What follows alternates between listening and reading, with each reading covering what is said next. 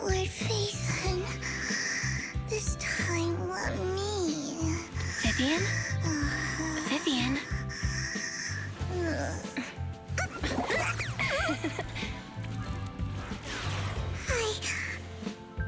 I didn't disturb your sleep, did I?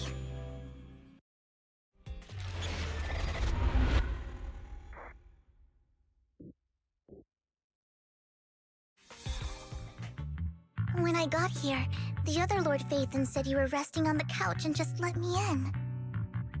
I meant to keep you company while you slept, but then I dozed off myself. Ugh. I was going to sit here looking super cute, hands cupping my face. You know, like the #1 sleepy face I want to wake up to pose. I can't believe I ended up falling asleep myself.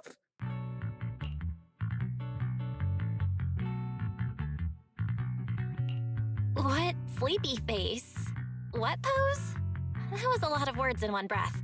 Are you sure you got enough sleep, Vivian? No, Lord Phaethon. I was just worried that I had disturbed your rest. Just being able to see you sleeping peacefully is already the highlight of my day. No, my entire month. Though it is a bit late, but... Good morning, Lord Phaethon. That was so formal. Feels like you're about to drop some big news after a greeting like that. Mockingbird's death has stirred up quite the storm. I took some time to gather intel. It seems someone deliberately leaked the story that Hugo is an illegitimate child of the Ravenlock family, but I haven't found the source yet. Could it be Hugo's uncle, Hartman? Maybe he's trying to turn people against Hugo and Mockingbird by playing the illegitimate child card. I suspected that too. He could be using Hugo's background to make people believe Mockingbird is just another Top's pawn. To the upper class, Mockingbird may be insignificant, but it has a loyal following among regular folks. But after some digging, I was surprised to find that the public isn't turning on Hugo. They're actually starting to see him in a better light. Some people feel bad for him, some relate to his struggles, and Hartman's the one getting all the heat. Public outcry against Hartman is growing, with many believing he murdered Hugo for his own selfish gain. Tops is hosting an industry summit this week, a responsibility usually handled by the Ravenlocks.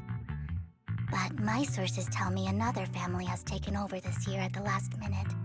If I'm not mistaken, Tops is intentionally keeping its distance from the Ravenlock family due to the current public sentiment.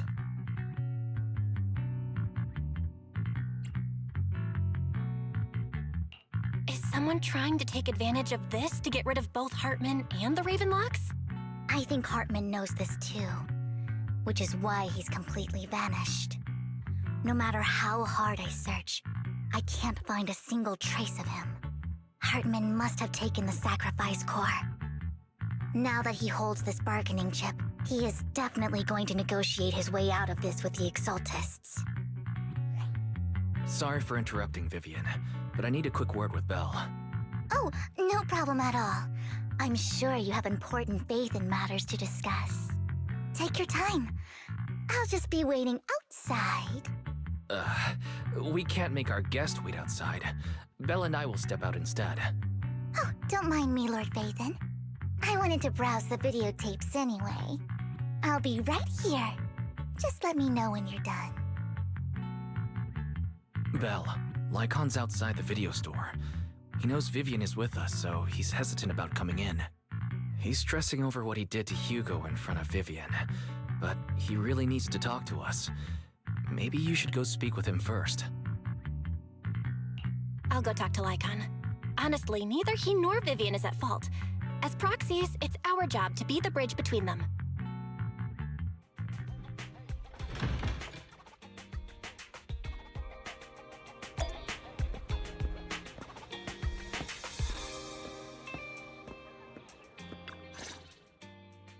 Good morning, Master Proxy. Good morning, Lycon. Wise mentioned you wanted to talk to us and Vivian about something? Yes.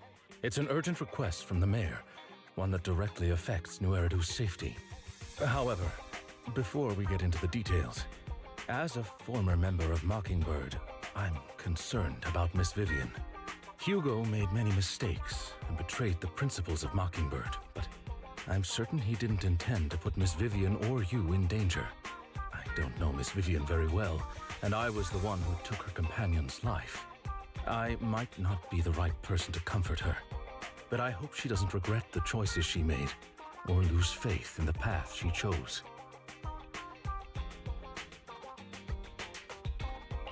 Vivian's doing just fine. She's actually been gathering intel and has a clear understanding of where things are headed. She might be tougher than you think. If you're really concerned, why not just talk to her directly? If you'd like to apologize, it should be face to face, right? That's reassuring to hear. I trust your judgment. You've always had a sharp eye for people. Would you mind coming in with me? I'd like to apologize to Miss Vivian in person. No problem. But I'll be staying neutral. Everyone has their own stance on this, and I get where both of you are coming from. As a proxy, I'm just here to make sure you have an open conversation. I'm not taking sides. I respect that. Thank you.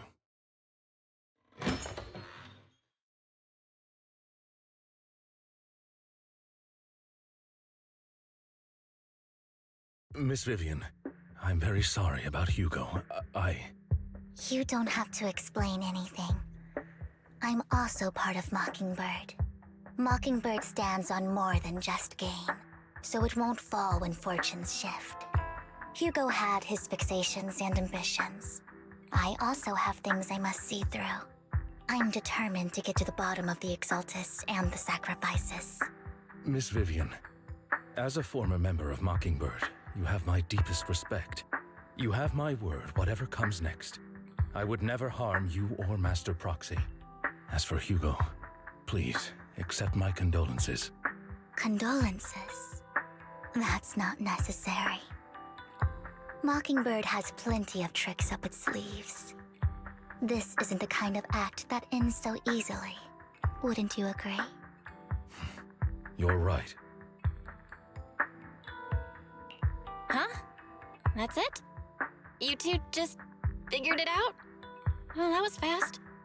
Master Proxy, I believe we all share the same goal.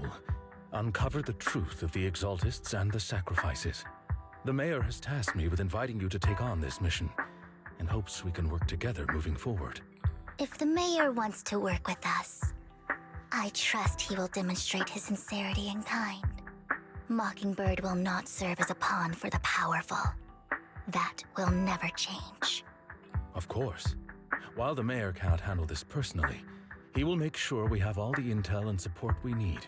Miss Vivian, I know you have your own intelligence network, but for some high-profile shady dealings, perhaps the mayor can provide you a different perspective. Please, take your time to discuss. If you're open to collaborating, I'll set up a call with the mayor so he can speak with you both directly. I need to discuss this with Wise and Vivian. With so many people involved in this, we need to be very careful. Of course, I completely understand. When you've made up your minds, you can find me at the Ballet Twins.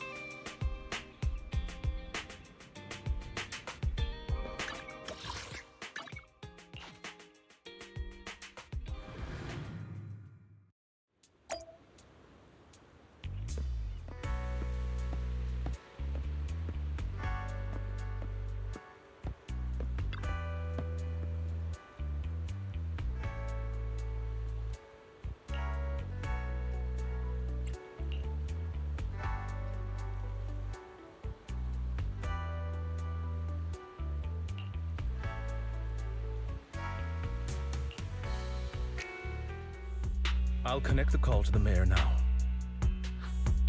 My dear friends, I'm glad you're willing to keep working with me. I'm truly sorry about what happened to Mr. Hugo Vlad. I didn't anticipate things would turn out this way. As mayor, I can't fully condone Mockingbird's actions, but personally, I had a lot of respect for Mr. Hugo Vlad. I looked further into Bringer's map. The sacrifices were created by an exaltist named Landon, who was active in Janus Quarter. Mr. Landon passed away in an accident a few years ago. Before he died, he was researching sacrifices and was said to have created a batch of serum that could turn living people into sacrifices. The problem was, the serum wasn't stable, and after his death, the recipe was lost. No one knows what happened to the exaltist in Janus Quarter back then. But it's clear that after the leader died, there haven't been major exaltist activities in the area. Bringer's map marks the locations where the exaltists' most successful attempts at creating sacrifices were. Since this person has already passed away, and the exaltists haven't been active around here for a while, then could it be that this is just Hartman acting on his own? Unfortunately, that's not the case. My sources confirmed that Hartman had been secretly in contact with someone, and they only meet inside the Hollow. Is it possible it's someone from TOPS? TOPS is a huge alliance of corporations. They wouldn't bother getting their hands dirty. Instead, they just sit back and reap the rewards. Everything Hartman is doing is to secure his place in TOPS and strengthen his power within the Ravenlock family. If my guess is correct, Hartman has gotten in touch with the remaining members of the Exaltists that used to follow Landon, helping them create new sacrifices. But what's in it for TOPS? There's no way the Exaltists would just hand over their secrets about sacrifices to Hartman, right? A sacrifice outbreak would throw the city into chaos. And that's when TOPS steps in, taking control of the situation on their terms. The public will see the mayor as incompetent, while TOPS comes off as the real protectors of the city. And when that happens, public trust will shift towards TOPS. And Mr. Mayor, you might find yourself in an unfavorable situation. Still sharp as ever, Miss Vivian. So, what exactly do we stand to gain from partnering with you? Please don't tell me you're doing this out of some noble concern for your citizens. I'm not some hero of justice, and I don't believe in lofty ideals or empty promises. We have a common enemy. While our ideologies may differ, we can work together on this. And as proof of good faith, I may not know exactly where Hartman is, but I can fan the flames over Mockingbird's death and escalate conflicts within the Ravenlock family. So it was you behind the rumors. No wonder I couldn't trace the source of the public outcry. I'm not the one who started the rumors. I just helped them spread faster after they leaked. And I pulled a few strings to make sure the story painted Mr. Hugo Vlad as a heroic figure who was unfairly persecuted. As I said before, I had a lot of respect for him, and I'd be happy to clear his name. Now let me lay out my terms for collaboration. After looking into it, I found that the dormant sacrifice you discovered wasn't the only one. There are more places where sacrifices might be lying dormant.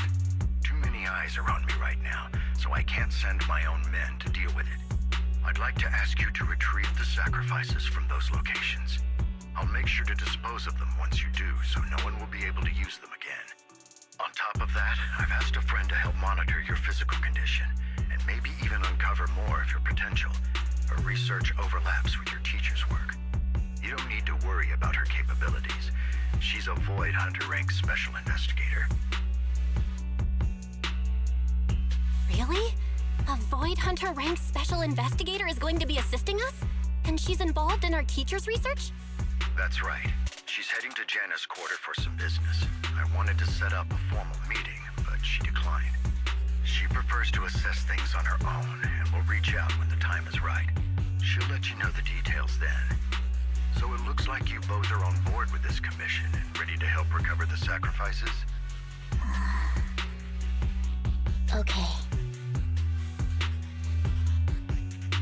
We don't want new Eridu falling into chaos either. We'll do what we can. I know you won't let me down. Given our positions, we might not be friends, but we're definitely not enemies. I'll leave the rest to you then. I've got to go. Goodbye.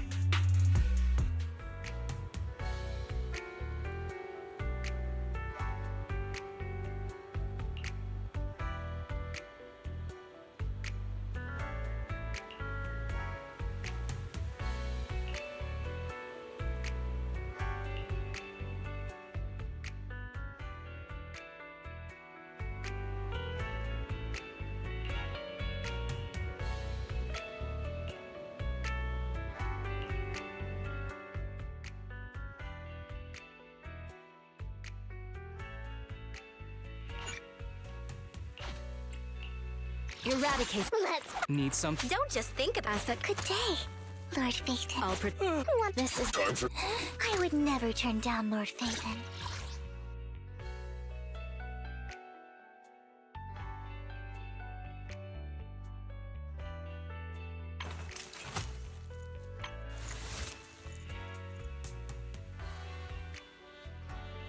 Good day, Lord Phaethon.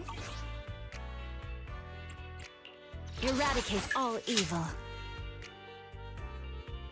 Let Need Asset pick me. I have two. Good. Don't all. wanna go. This is the path I follow.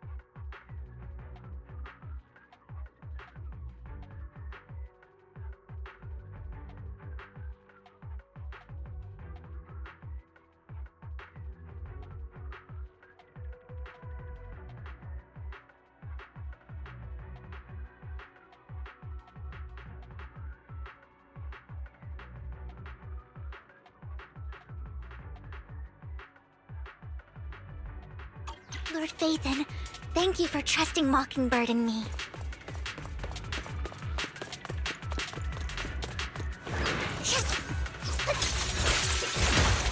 Ambush!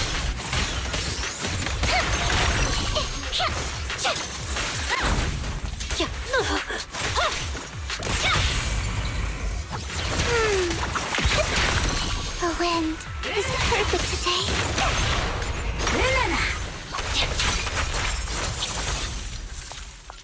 Allow me.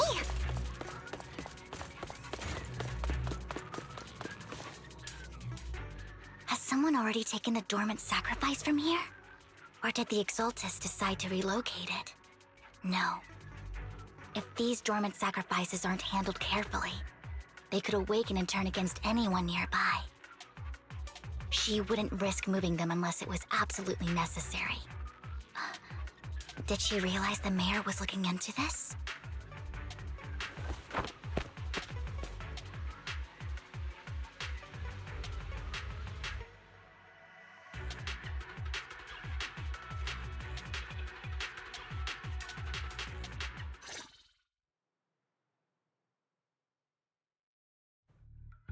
Did Hartman just make up this intel to get a shot working with us at Tops?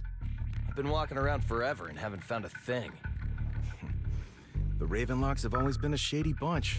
No surprise they've gone downhill over the years. I heard they were pretty loaded back in the day.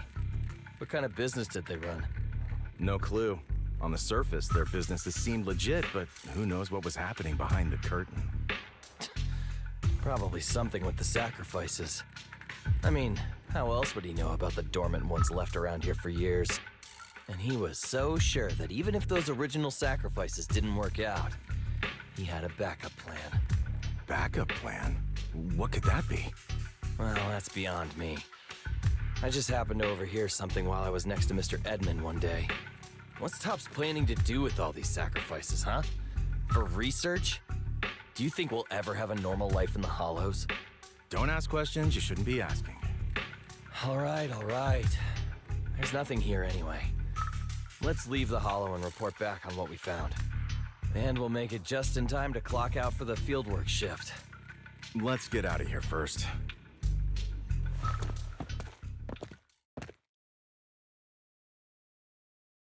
Hartman, that fool. He'll do anything to get into Topps, even if it means playing with fire. She's an exaltist. Human lives have never mattered to her. The more people get dragged in, the greater the danger.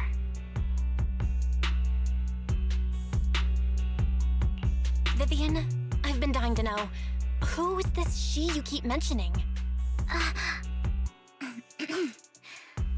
I apologize for losing my composure. Please don't mind me. The she I'm referring to is with the Exaltists. Someone I have a history with. That's why the moment I heard about the sacrifices, I felt compelled to uncover the truth. I never meant to hide anything from you. It's just that, for me, the Exaltists bring back painful memories. And I'm not ready to face them yet. So, Lord Phaethon, please give me a little more time. Once I've gathered my thoughts, I promise I'll tell you everything. Sure, I won't pry anymore. Everyone's got a past, and you don't have to dig up old wounds if you don't want to. I can see the Vivian I know now is super brave and kind. I believe you've really put in the work. Lord Phaethon, if we weren't in such a hurry, I'd spend 3 whole hours singing your praises. I'll make note of this and make sure to get it done before bedtime. First things first, let's track down those dormant sacrifices. The Exaltists have probably realized someone's after them by now. I wish we knew what Hartman's backup plan is. I just can't shake the feeling that something bad is about to happen.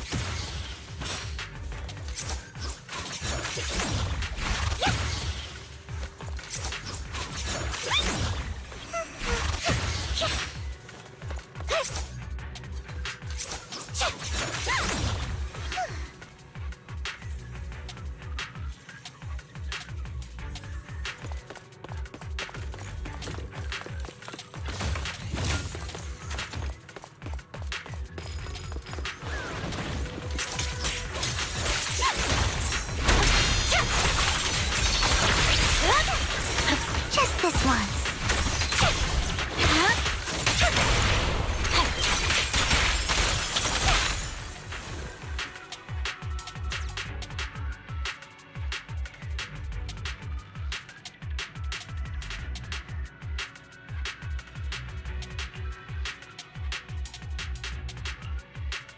Hugo may have done terrible things, but he had his reasons. Mockingbird might be seen as the bad guys by a lot of people, but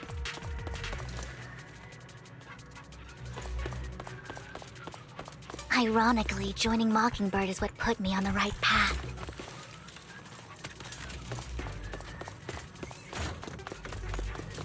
For the first time, I'm needed for more than just my curse.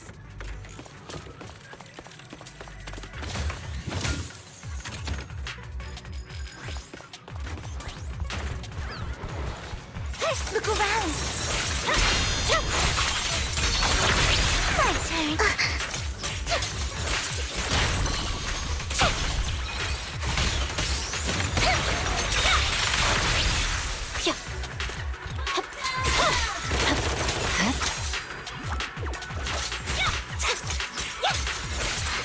Nothing here either. Are we too late? Don't touch me.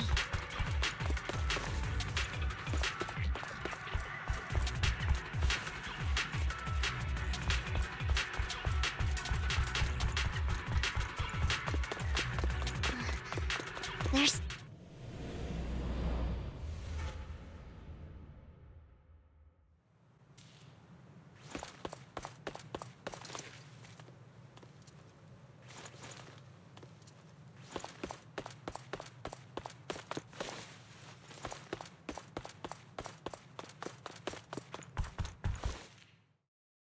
I knew it was you, Vivian. Camille! What are you doing here, sis? Are you destroying the dormant sacrifice? Vivian, don't call me sis. I'm not your sister. Are you trying to stop the Exaltists? I never left the Exaltists. You know what Landon did back then! Lord Landon did it for the Creator. His methods may have been extreme, but they were necessary. Back then, you walked away. You should do the same now. We didn't meet today. Take your friends and leave. What's wrong? Are you being forced into this? I can help you. Help me? Like how you helped her? Vivian, you're crying. You see me, don't you? No, You haven't changed a bit, Vivian. No need to hide your tears. I know exactly what's ahead for me. You've made your choice, and I've made mine. One last piece of advice. Stay out of this. She loathes you. I won't tell her we met today. Don't show yourself around us again. Camille!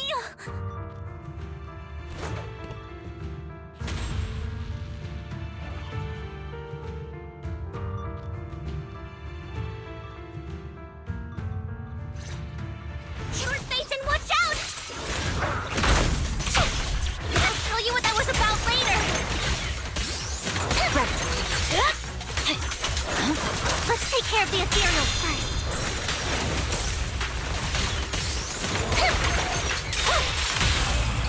What in front of you?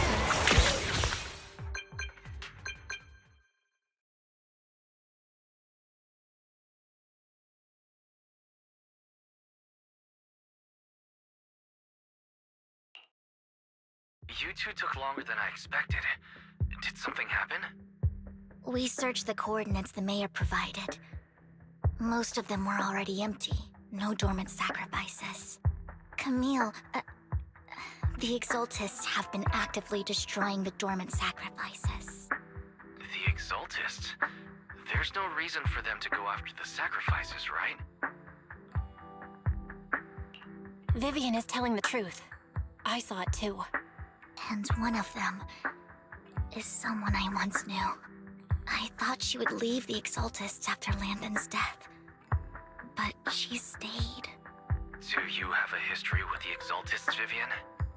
When I was a child, I stayed with the Exaltists for a while. Back then, Landon was one of the most respected figures among the Exaltists in this region. A lot happened. And after Landon died,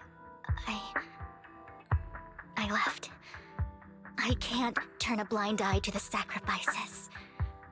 I know all too well how many lives have been lost bringing them into existence.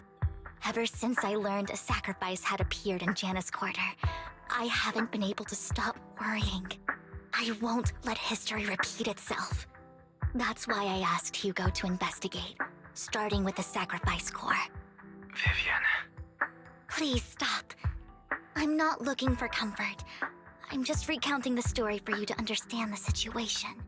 We've got bigger things to focus on. But when I do need comforting, I'll come straight to you. I hope you'll make time for me, Lord Vathan. Just so you know, I'm not the easiest to console. No worries. I'll totally have your back until you're feeling better. Okay, back to the matter at hand. That conversation between those two TOPS employees back in the Hollow is still bothering me. They said Hartman had a backup plan, and that got me thinking about some news that was quietly swept under the rug. Lately, there have been mining accidents in Ravenlock-controlled areas. Many workers have died. The families were paid off with huge settlements, way more than usual. No protests, no controversy, and the issue was buried. But considering the Ravenlock's financial position, why would they be so generous with payouts? That sounds sketchy. Are you saying they made up the accidents and the workers' deaths? Precisely. I don't think those workers died in mining accidents. I'm planning to reach out to some old friends, see if they've heard anything about this. Do you have time, Lord Phaethon? My contacts are just near 6th Street. Care to join me? I'm in. Let's go together.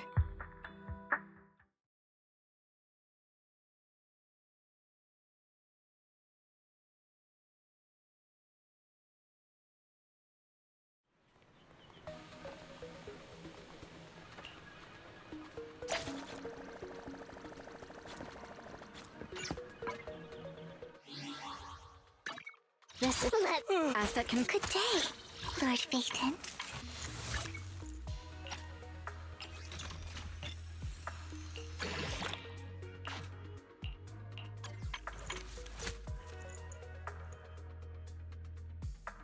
I would never turn down Lord Phaethon.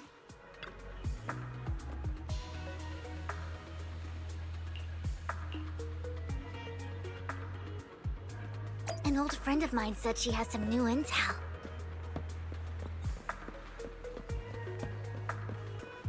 She's like a mentor to me. I learned a lot about data scraping on Internet thanks to her.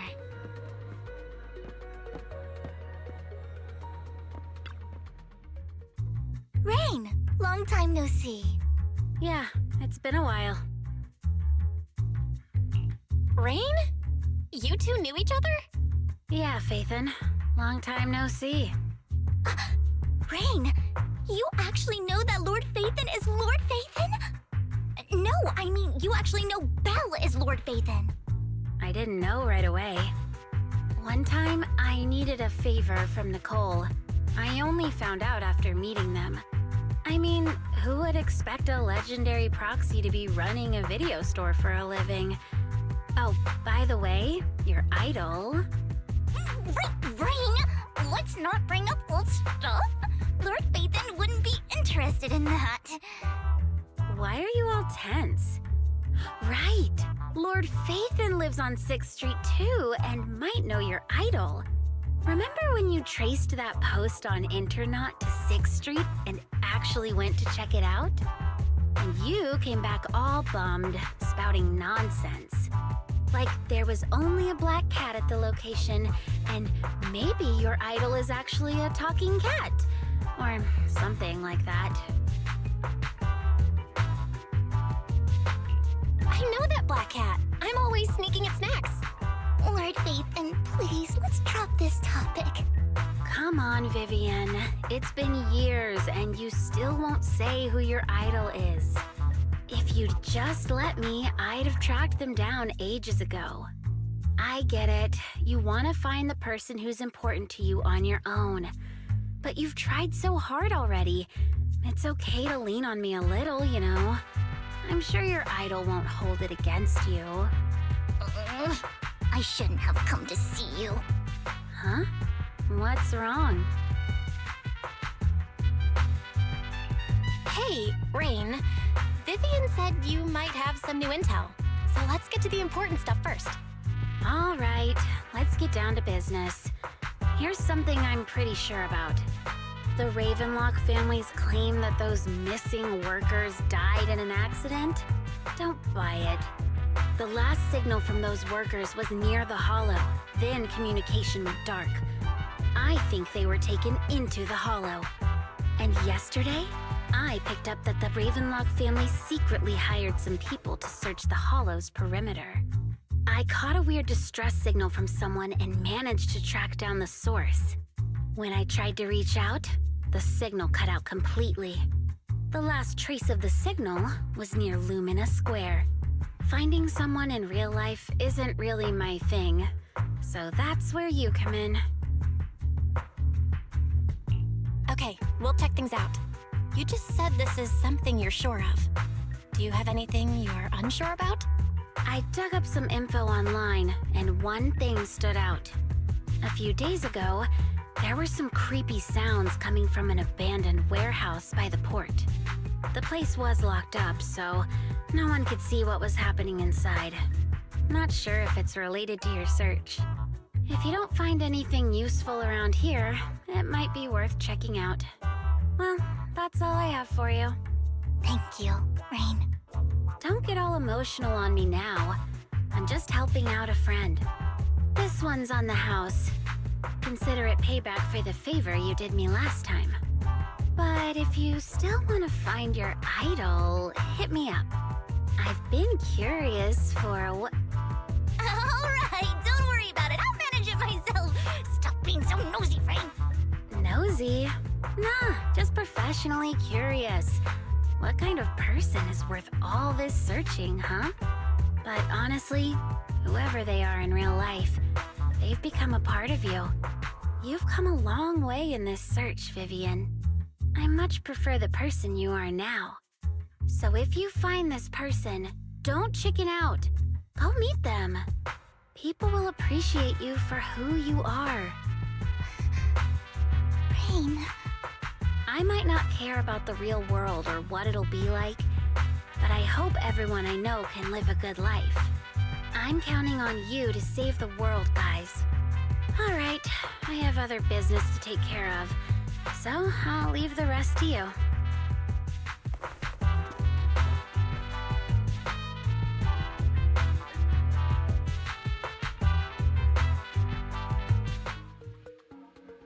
Lord Phaethon, please pay no mind to what Rain said.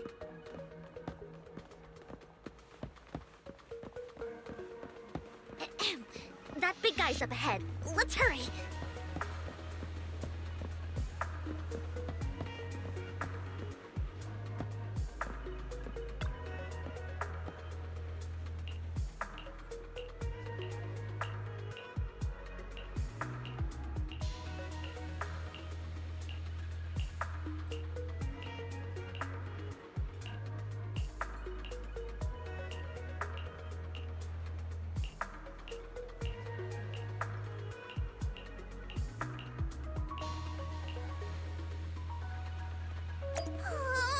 One Diddy Boo is just too cute, right? I didn't know you helped it too. I knew Lord Phaethon was the best in the whole world.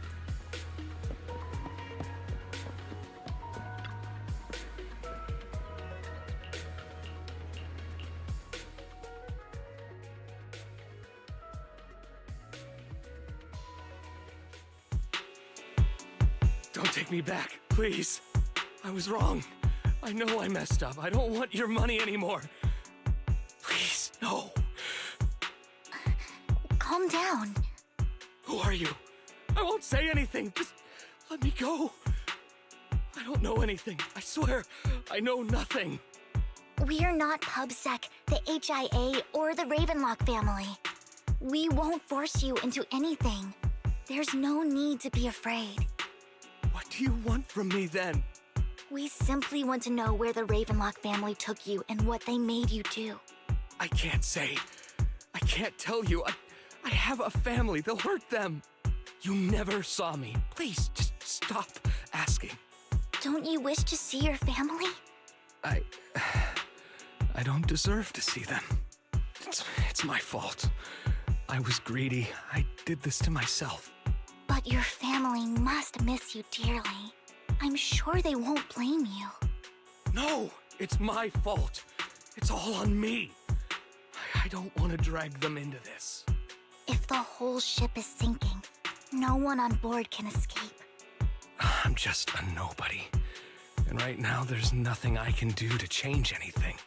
If you care about your family and friends, now is your chance to stop the disaster before it's too late. Even a butterfly flapping its wings can send a tsunami surging across the ocean. No one knows how this will turn out. But if you do nothing now, the only thing waiting for you at the end will be regret. We're not here to turn you in. and we won't force you to confront them. You'll be safe with us. I'll help you return to your family. But you must tell us precisely what happened. Hartman offered a huge amount of money, looking for workers to go into the Hollow to guard something. The money was way too good. We all kind of figured something wasn't right. I thought it was just smuggling or guarding some kind of illegal ether resources, so I signed up. After we sent in our applications, Hartman's men took us into the Hollow. The first place we went, there was a strange box. When we got there, they handed us some pills saying they'd improve our aptitude for ether, for us to last longer in the Hollow. But after I took them, everything went fuzzy. Something was definitely off about those pills. When I woke up, I saw my coworkers dead in front of me. And there was blood all over my hands. They said something about me being a good experiment, moved me somewhere else, and locked me up. They wanted to inject me with something. I got scared and didn't know what was gonna happen. But then a blonde guy found me, gave me a carrot, and let me go. So I escaped. I didn't want to kill anyone. I don't know. It wasn't your fault that your coworkers died. You were just a tool in their hands. Do you remember the place they first took you? Do you know what was in that box? I only remember the first place was like a rooftop. I think it was on top of a tall building. What exactly was in that box? I can't remember. I'm not lying. Those pills they gave us, they make you hallucinate. I took just one and my mind felt like it wasn't my own. My memories turned into a blur. I'm telling the truth. I'm not trying to run from my mistakes. I just really can't remember what happened. I know you're not lying. We'll arrange for your protection. You can rest easy and recover, and your family won't be dragged into this. Once this is all over, you will be able to reunite with them.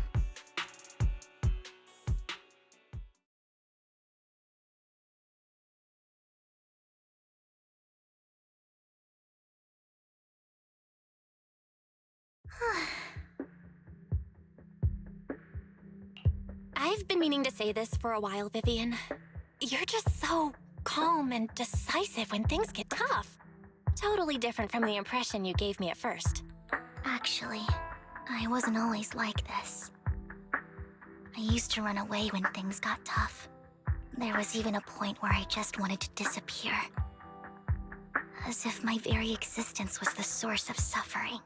I wondered, perhaps leaving it all behind could put an end to the pain. Whoa. It's hard to imagine you like that. I mean, you had this super intimidating vibe when we first met. Well, I was on a mission at the auction when we first met. And just as Rain said, I've come a long way from who I used to be. Speaking of Rain, it's still wild to me. I never thought you and I would have mutual friends. And you even know one Denny Boo. Can you believe we might have passed each other so many times without even realizing it? Enough about me. Tell me more about you, Lord Phaethon. Where have you been? And what have you experienced?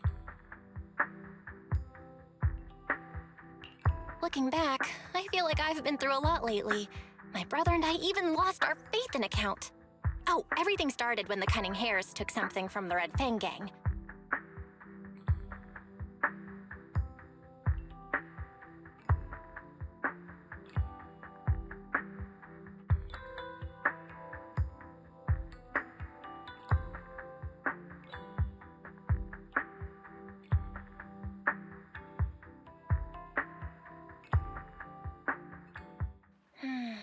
I remember it should be around here. That store's been sitting in my favorites for ages.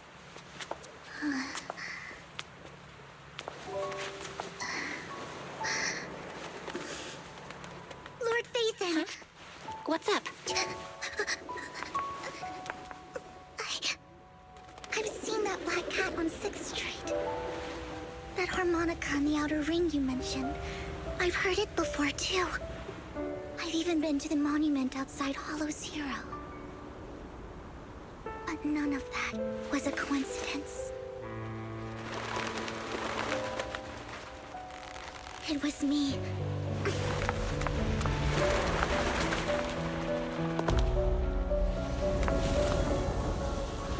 Following you, and now I've finally made it to your side.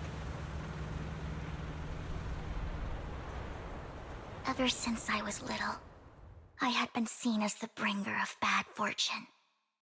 I had traveled to many places and witnessed far too much misfortune. Every tear I shed brought disaster. I've heard too many curses to count. I loathed my tears as much as I despised my own existence. Wherever I stayed, tragedy followed. I had roamed too many places, and each time, it ended the same way. I didn't know where I could go anymore. One night, I stumbled upon a post discussing me. Whether they knew me or not, everyone seemed convinced that I was the source of the curse. Some mocked me with cruel intent. Some wished I would vanish, and others speculated maliciously. It really seemed that my very existence was a disaster. In that moment, as darkness enveloped the city, I saw lights flickering to life all around New Eridu. So many lights, and not knowing where to go, I thought, if only I could disappear into those lights. I made up my mind, and right then, my phone rang. I decided to take one last look. I wanted to know who left me my final message from this world. It was you, Lord Vathan. Wait, really? Me? Yes. And I checked with the other Lord Vathan. You were the one using the account at that time. But I know you probably don't remember it. After all, it was just an ordinary day, with an ordinary post and meaningless comments online. But for me, it was the night I finally realized where I could go. I wanted to walk the paths you had walked, see the sights you had seen. And then, one day, share it all with you, face to face. What did I even say in that comment? I can't remember off the top of my head. Well, you'll have to figure it out for yourself. I'm not telling you. Huh? No! So, Lord Vathan, thank you. Not only for that comment you made that day, which was a silver lining for me, but also for giving me the courage to become who I am today. The Vivian standing right in front of you now, Lord Vathan. I truly like who I've become.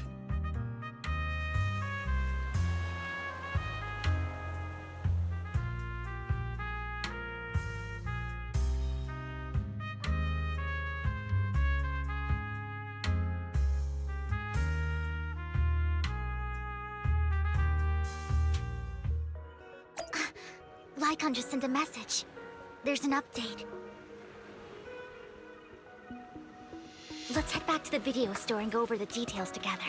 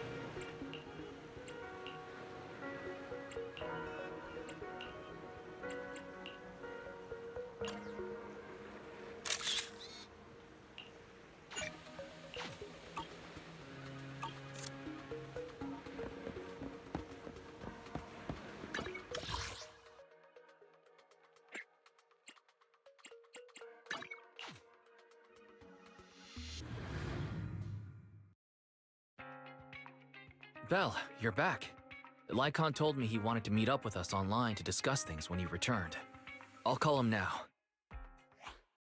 Master Proxy, Miss Vivian. The gentleman Rena brought back has stabilized and calmed down now. Based on his account, we've identified where Hartman is hiding the core. He also mentioned that Hartman plans to trade the core with a group of people. We suspect that this group consists of members from the Exaltists. I knew it. Now that we have the location, it would be splendid if we could seize the sacrifice core before they do. Precisely. We hope you can head to the location as soon as possible to secure the sacrifice core. We've got this. I have other matters to attend to, so I'll leave the retrieval of the sacrifice core in your capable hands. The mayor's friend that he mentioned before will also be assisting you this time. The target coordinates have been shared with her, and she'll meet you there. Please ensure your safety, and I wish you all the best.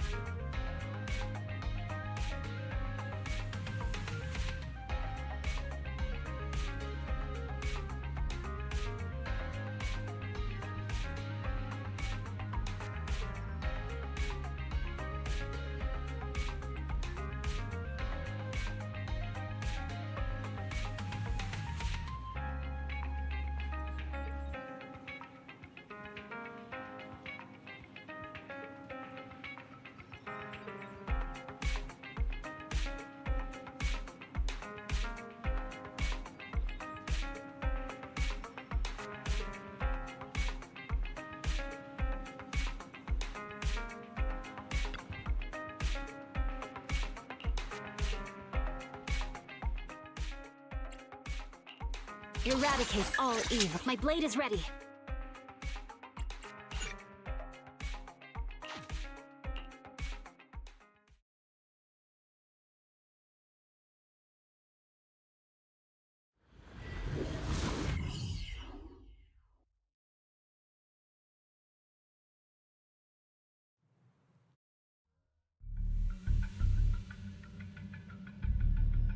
Where's the sacrifice core? Camille, you really think I'd stroll around with something this important? Plus, even though the Ravenlocks and the Exaltus have been working together for ages, I've hardly even met Lady Dina. I'm the one offering the sacrifice core here. I'm curious what Lady Dina's got lined up for me in return? I'm just here to verify that the core you mentioned is real. Once that's sorted, Lady Dina will give you a proper response. Our partnership isn't just talk. We need to be sure you have what we need before moving forward. Sure thing. I'll take you to where I keep the core. Once you verify it's legit, have Lady Dina come over. We'll lay everything on the table face to face. All right, lead the way. It seems Hartman is trying to bargain for more. What a greedy and insatiable man. It's just that... why would they only send Camille for something as important as the sacrifice core? And I can't shake the feeling that Camille doesn't want Hartman and Dina to meet. Why is that? Who's this Dina he just mentioned? Is she the leader of the Exaltists? Kind of. Lord Vathan, I really think we should hurry. We must get to where Hartman keeps the core before anyone else does. I've got a shortcut planned, but there are gonna be ethereals along the way. I'll let you handle them, Vivian. Don't worry, Lord Vathan. You're in capable hands. I'll ensure your safety.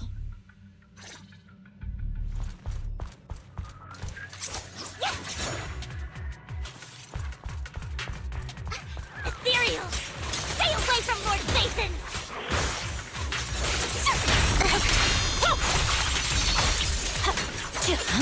Oh my! Right.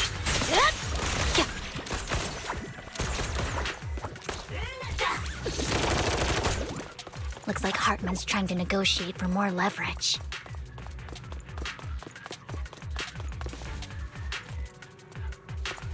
Let's get out of here before we're spotted.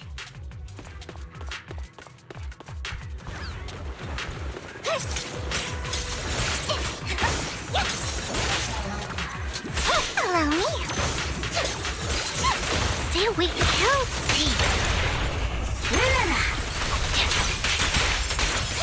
Let's keep moving, Lord Vathan.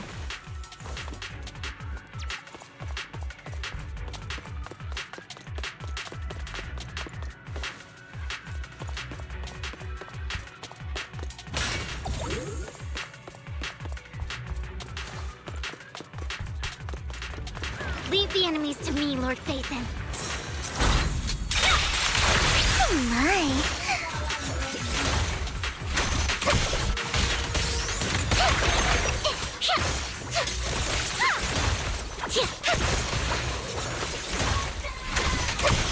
Okay.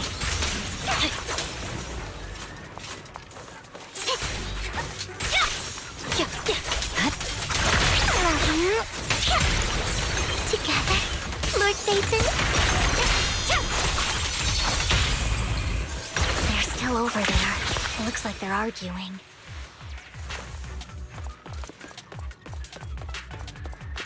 This is our chance. Let's hurry.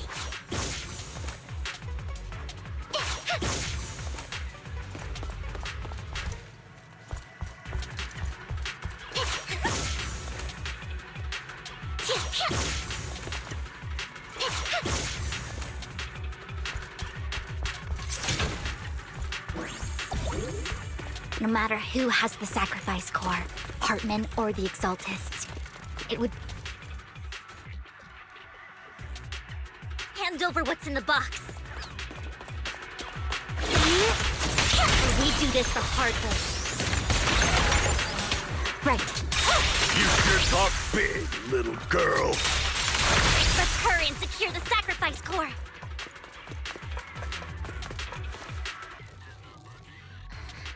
Lord Vathan, the box is empty. So Hartman never kept the core here to begin with? How did you even find your way here? Where's the core in the box? What did you do with it? You call this keeping the sacrifice core safe?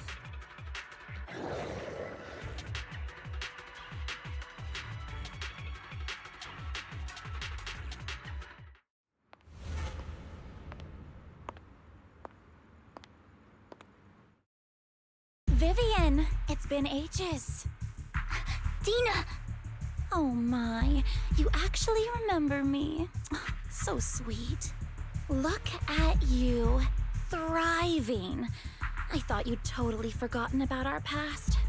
So, tell me, do you ever dream about the people you've killed?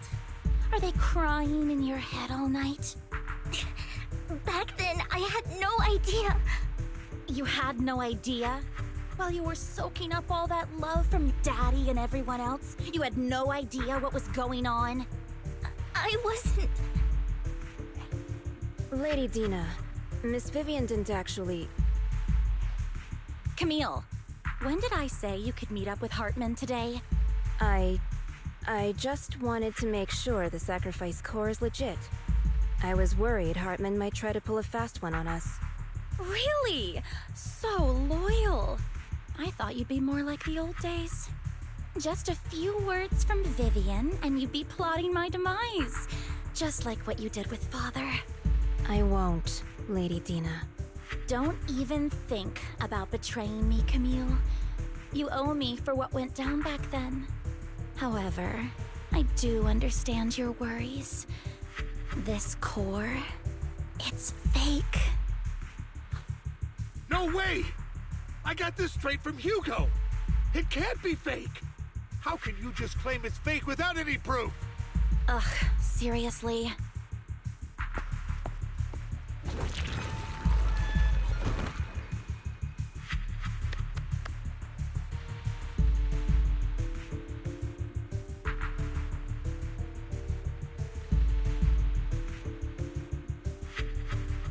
The sacrifice core can max out the ether particles within human bodies in no time at all.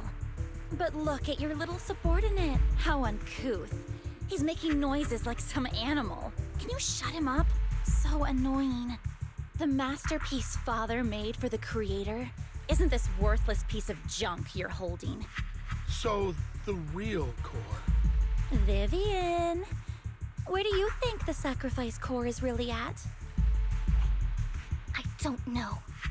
If I knew where the real core was, I'd destroy it without a second thought. Dina, you understand what the sacrifices are. And you know those who were blessed should not have to endure such horrors. Oh, they shouldn't have suffered those horrors. Weren't you the one who decided if they'd be blessed or not? If it weren't for your tears, how would they have encountered such misfortune? How self-righteous, Vivian. Their fates were in your hands. It was you who brought disaster on them. Landon just needed an excuse. He needed someone to blame. Whether I shed tears or not, he'd treat living beings as mere subjects for his sacrifice experiments. Dina, you know all of this. Landon even went so far as to sacrifice you. Shut up, shut up, shut up! Father did it for his great cause. Vivian, why do you always mess everything up for me? Everything! You did it before, and now again! You just had to ruin my plan. I was so close to fulfilling Father's last wish. If you don't give me the sacrifice core, be prepared to become food for the ethereals. I told you I don't have the sacrifice core. Otherwise, I would have destroyed it already. Lord Vathan, find the right moment to retreat. She can be quite unpredictable when her temper flares. Oh, really? You don't have it? Then I suppose there isn't a reason to keep you alive.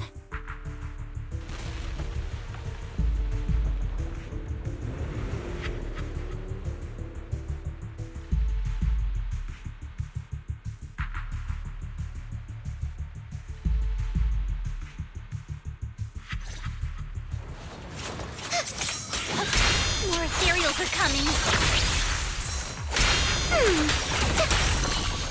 The wind noticed me.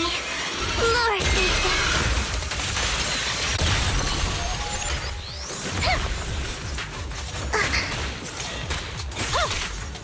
Purging slash! Too many. There's no chance to get out of this. Worms belong in the dirt.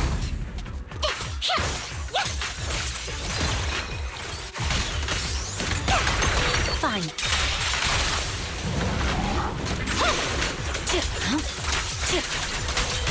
Oh my.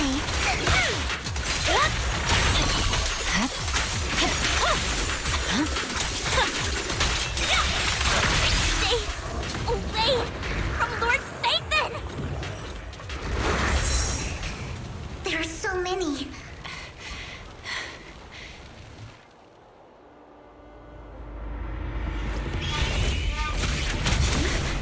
It's ink.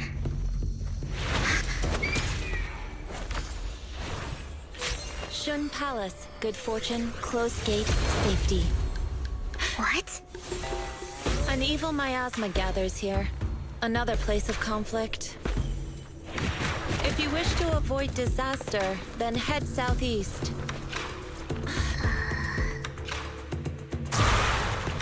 Now! Thank you.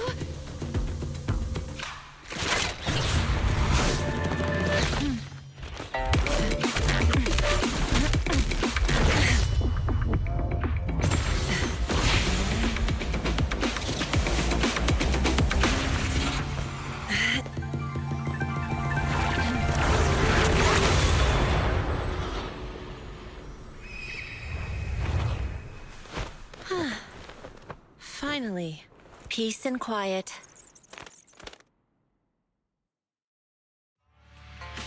You must be Belle, right?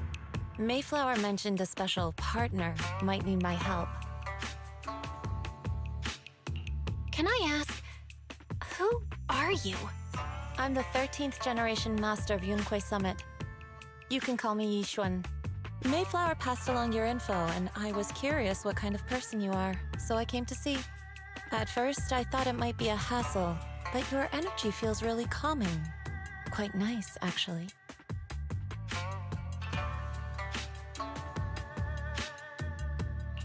Oh, so you're the investigator the mayor talked about. Yes. He also asked me to be your temporary teacher and offer you a bit of guidance. Guidance? What exactly does that mean? Unfortunately, this isn't the right time or place to talk. I have some investigation work to catch up on, and it seems you've got quite a lot on your hands, so let's part ways for now. I'll find a good time to visit you soon.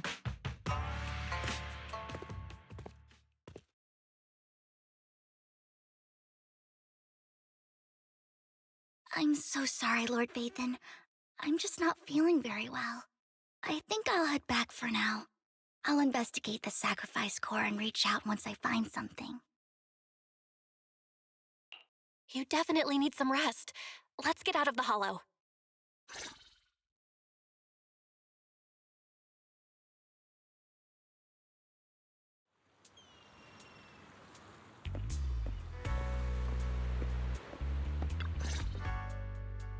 Lord Vathan, are you going to rest now? I'm not in a hurry to get back.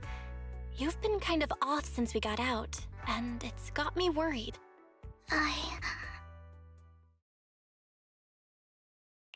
If something's bugging you, just spill it if you want to. I'm a pretty good listener, you know. I didn't mean to keep my past from you, Lord Vathan. When I was little, people thought I brought misfortune, so no matter where I went, no one wanted me around for long. Then, one day, Landon adopted me and brought me to the Exaltists. There, I met Dina, who was so kind to me, treating me like a dear sister. She told me her father, Landon, was a great man who'd one day make everyone stop fearing the Hollows, so all life could live freely inside and outside of them. Dina helped Landon pick people for the blessing, and everyone in the Exaltists respected her greatly. those who received the blessing would have a better ether aptitude, allowing them to enter the hollow freely without fear of sudden disaster. Back then, Dina would chat with me every day, always about the Exaltists and her father. But things between us shifted when Landon asked me to step in for Dina. Landon told me I didn't only bring misfortune, and that if I listened to him, I could actually help people. After that, he'd take me to meet people, and if I shed tears, he'd give them a blessing medicine. Those who got the blessing could dodge calamities. At first, I was ecstatic, thinking I could help others. I shared my joy with Dina, but that was when she started to pull away from me. The blessing medicine. Please tell me that wasn't the sacrifice serum Bringer had. Yes, to be precise, it was an early version of the sacrifice serum. Landon's medicine wasn't stable. The medicine Landon developed could boost abilities quickly, but also sped up the development of ether corruption. In the end, most people turned into ethereals, and a few became sacrifices, losing all human consciousness. The ethereals were killed while the sacrifices were given to the higher-ups of the Exaltists. The Exaltists wanted the sacrifices to hold human consciousness, so Landon's medicine was seen as a failure, and he gradually lost influence within the Exaltists. One day, I saw Dina, and tears streamed down my face. In a bid to save his reputation, Landon decided to let his own daughter receive the blessing. I had always thought that getting the blessing was a good thing, until I saw terror in Dina's eyes that day.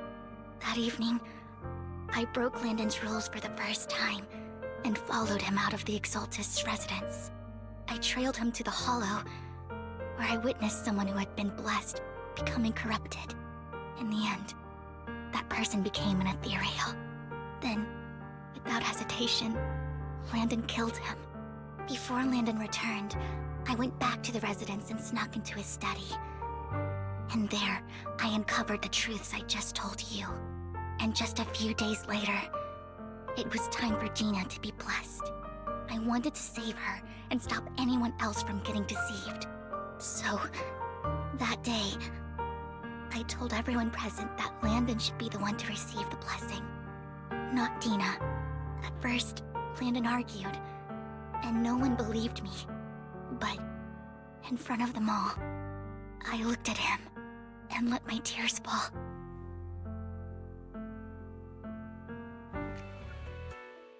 Lord Landon, please accept the blessing.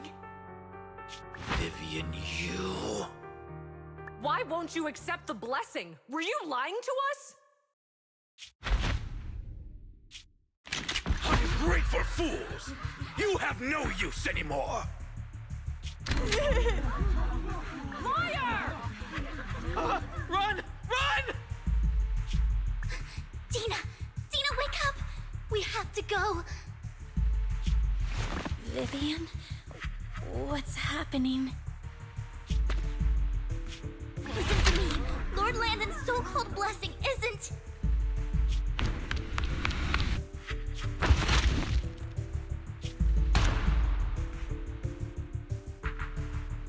Father!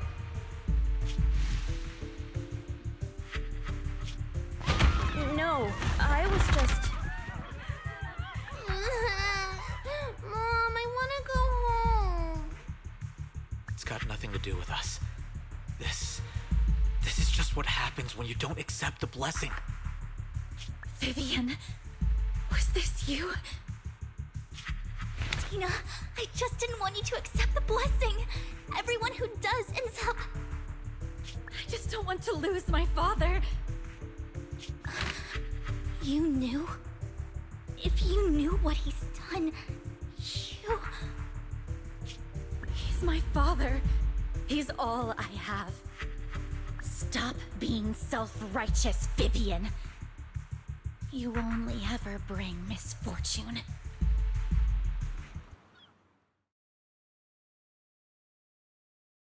I thought once Landon was gone, Dina would leave the Exaltists. I never expected her to continue his research, or that Camille would stay. Camille lost her entire family in a hollow disaster, so she's always supported the Exaltists. She's not a bad person. She's just someone searching for hope. She joined the Exaltists very early on, and even watched Dina grow up. That day, she was just so desperate to save Dina that she... All these years, she's been following Dina, taking care of everything out of guilt, I think. But I didn't just fail to save Dina. I trapped her. I see misfortune approaching, but I can never change its course or avoid the bad ending. Maybe I really am a bringer of misfortune. No way. You're not the one bringing bad luck. Whatever went down with the Exaltists, Landon used you. As for Dina and Camille, they know the truth, and they just made their choices.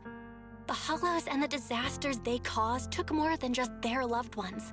But not all survivors cling to obsession and hatred like they do. Lord Phaethon. You need to believe in yourself. You're currently resolving the sacrifice crisis with your own effort. I remember you saying you really like yourself now. So what's changed? Yes, that'll always be true. Thank you for listening to my story today. Years have gone by, but I've never had the courage to face all this. Maybe Dina and I were meant to meet today, so I could finally spill it all out. It lightens my heart a little. Lord Phaethon, you truly are a wonderful listener. Whenever you're feeling down, don't hesitate to come to me. I will. It's been such a long day. You must be exhausted. I'll track down the location of the sacrifice core and let you know what I find. Good night, Lord Phaethon.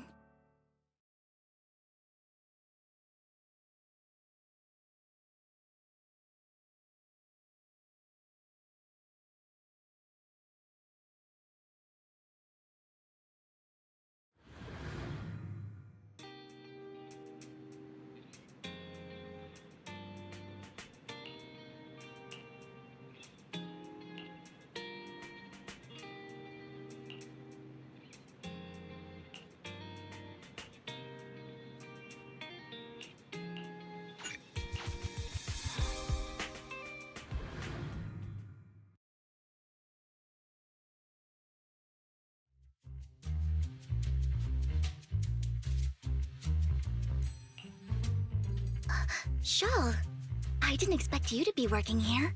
Perfect. I was just covering someone's shift. The screening here is super strict, and I was afraid the supervisor would realize I was new and subbing for someone, so I hid in the control room during the supervisor's inspection. So I happened to bump into this guy, a blonde man wearing a hat, and I think he was checking some footage. Then he logged that footage into the tape he brought. Later, I found that part of the footage had been wiped. Blonde, wearing a hat. Could it be Hugo? Do you know him? I think it's him. If it were Hugo... I think I know where he would hide the tape. Thank you, Shaw. You were a big help. Great! You also helped me a lot when I started working. I used to make mistakes all the time. If it weren't for you cleaning up my messes, I would have been fired ages ago. So I'm happy I could help you too. All right, go ahead and do what you need to do. We'll catch up another time.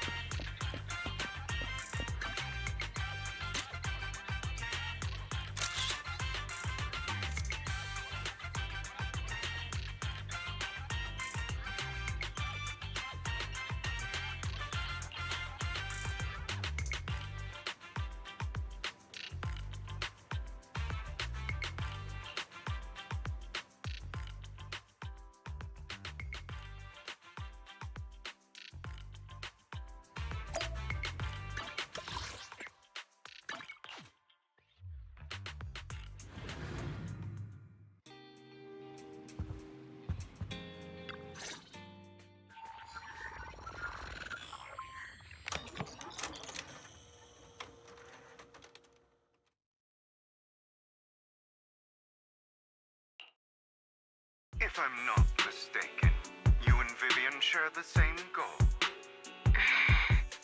Silence is no good for negotiation. I just don't want Dina to reach a point of no return. Hasn't she already reached that point with what she's doing? The formula for the Landon serum was lost, but a batch survived, and Dina was able to develop a substance that can be used for mind control. She's trying to combine the two to make sacrifices that would obey human commands. If the dormant sacrifice and the remaining Landon serum are destroyed, we can put an end to this. Dina's concoction can't create sacrifices on its own. And the sacrifice core? That belongs to the creator, not her. Although I find Landon's methods despicable, I can't deny that the Exaltists and the creator are leading us in the right direction. I just don't want Dina to spend her life trapped by her father's mistakes. I mean, no offense, but I find your protectiveness rather weird. I will confirm the location of the dormant sacrifice and find the chance to relay the information to you. I do not want any of my people to be going into danger. As for the sacrifice core, I can only guarantee that it will not fall into her hands. As for how things will ultimately play out, The creator will guide me.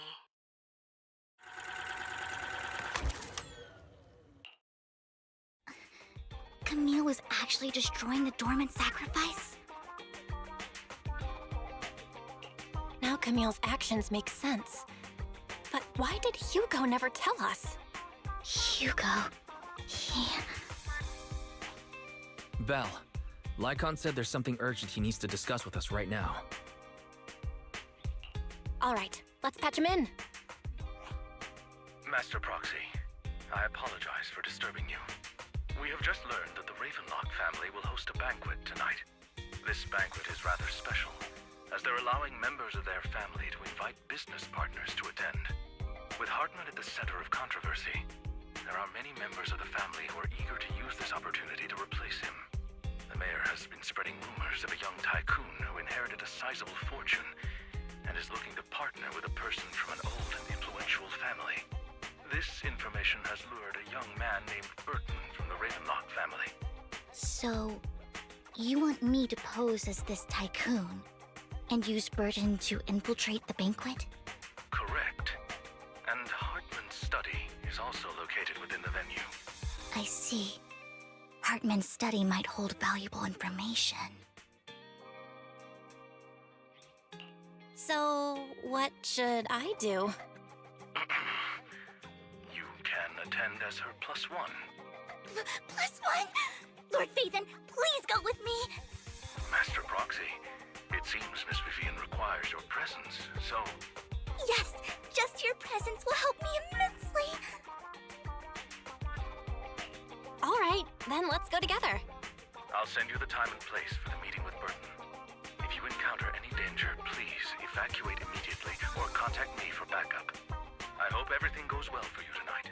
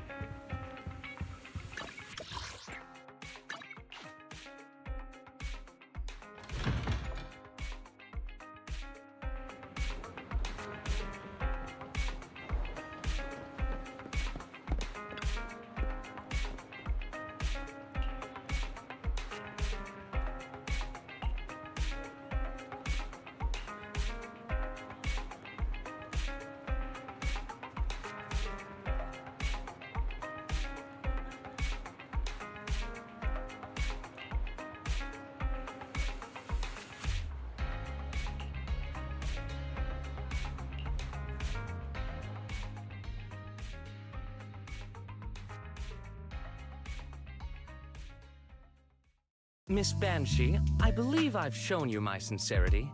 Now how about you? Sincerity? My presence here is a show of sincerity. If we're to work together, Miss Banshee, you should drop your pretentious act. I am well aware of the ways of the Ravenlock family. If I were to come empty-handed, I probably wouldn't even be able to make it out the front door tonight. Since I agreed to come with you, and even brought along my most precious companion, does that not show my deepest sincerity? No need for such an off-color joke.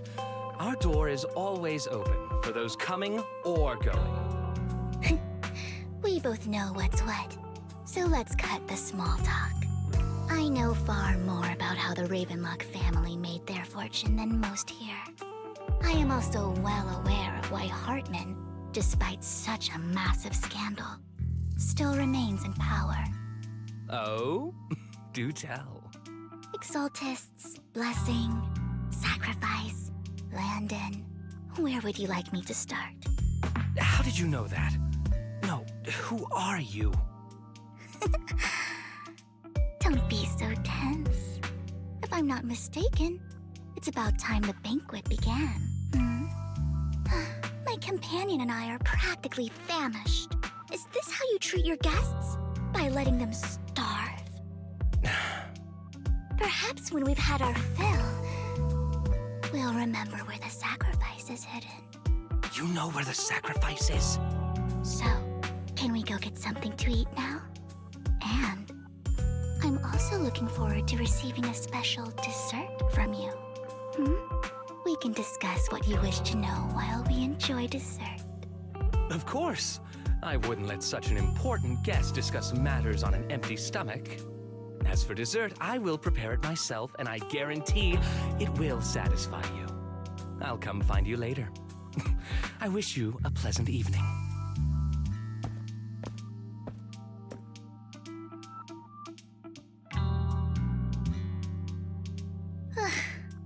These kinds of people are exhausting to deal with. I really don't know how Hugo used to put up with it.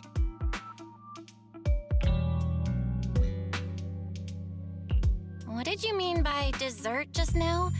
I couldn't really follow. Hugo taught me that bringing up dessert in such situations is a way of telling the other party they need to offer more. Fortunately, that old fox Hartman is terrified of losing power. He's definitely keeping the destruction of the sacrifice and the fact that the sacrifice core is fake hidden from the other family members. Otherwise, Burden wouldn't have been so willing to raise his offer. Lord Phaethon, let's find Hartman's study when the banquet is at its busiest. All right, I've already taken note of the surrounding terrain. Once more people arrive, we'll enter the garden through the door in the corner of the banquet hall. Wherever you go, I'll follow, Lord Phaethon.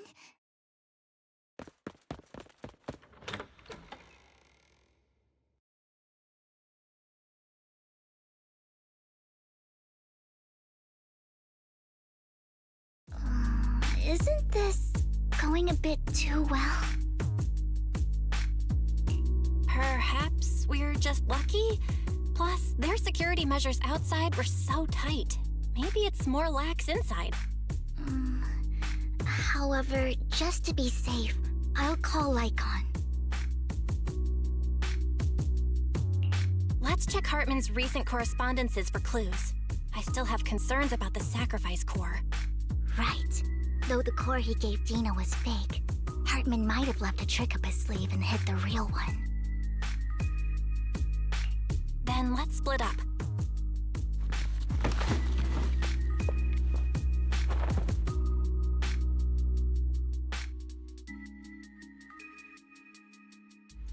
Esteemed guests, is the catering at the Ravenlock family banquet not to your satisfaction?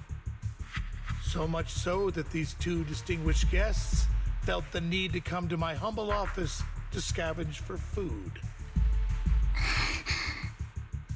Don't want to come out? Well, after all, you don't have long left. Burton, that greedy idiot, fell for the mayor's trap. But I never expected that he would bring you into my territory. I suppose I should thank him. Otherwise, I would have had to go to great lengths to eliminate you. Vivian, Phaethon, give Hugo my regards. Tell him I shall be taking the wealth and power of the Ravenlock family for myself.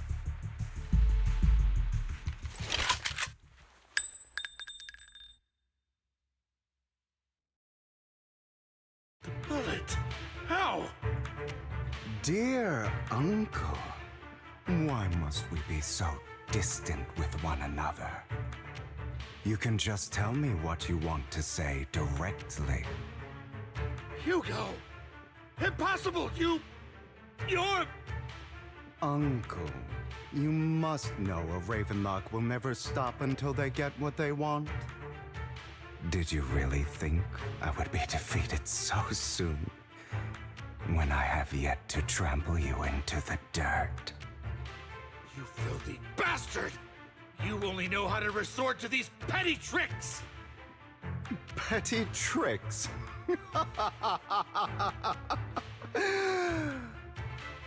Perhaps you'd like to know what I managed to accomplish using this faked death of mine. My dear uncle.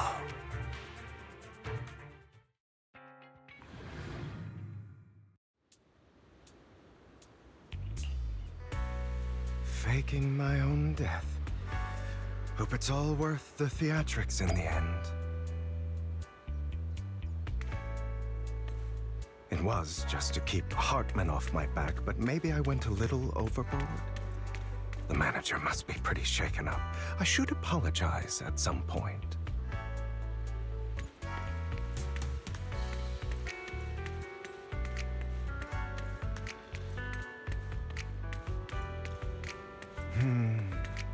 Guess I'll also bring Lycon along. He's my partner in crime, after all.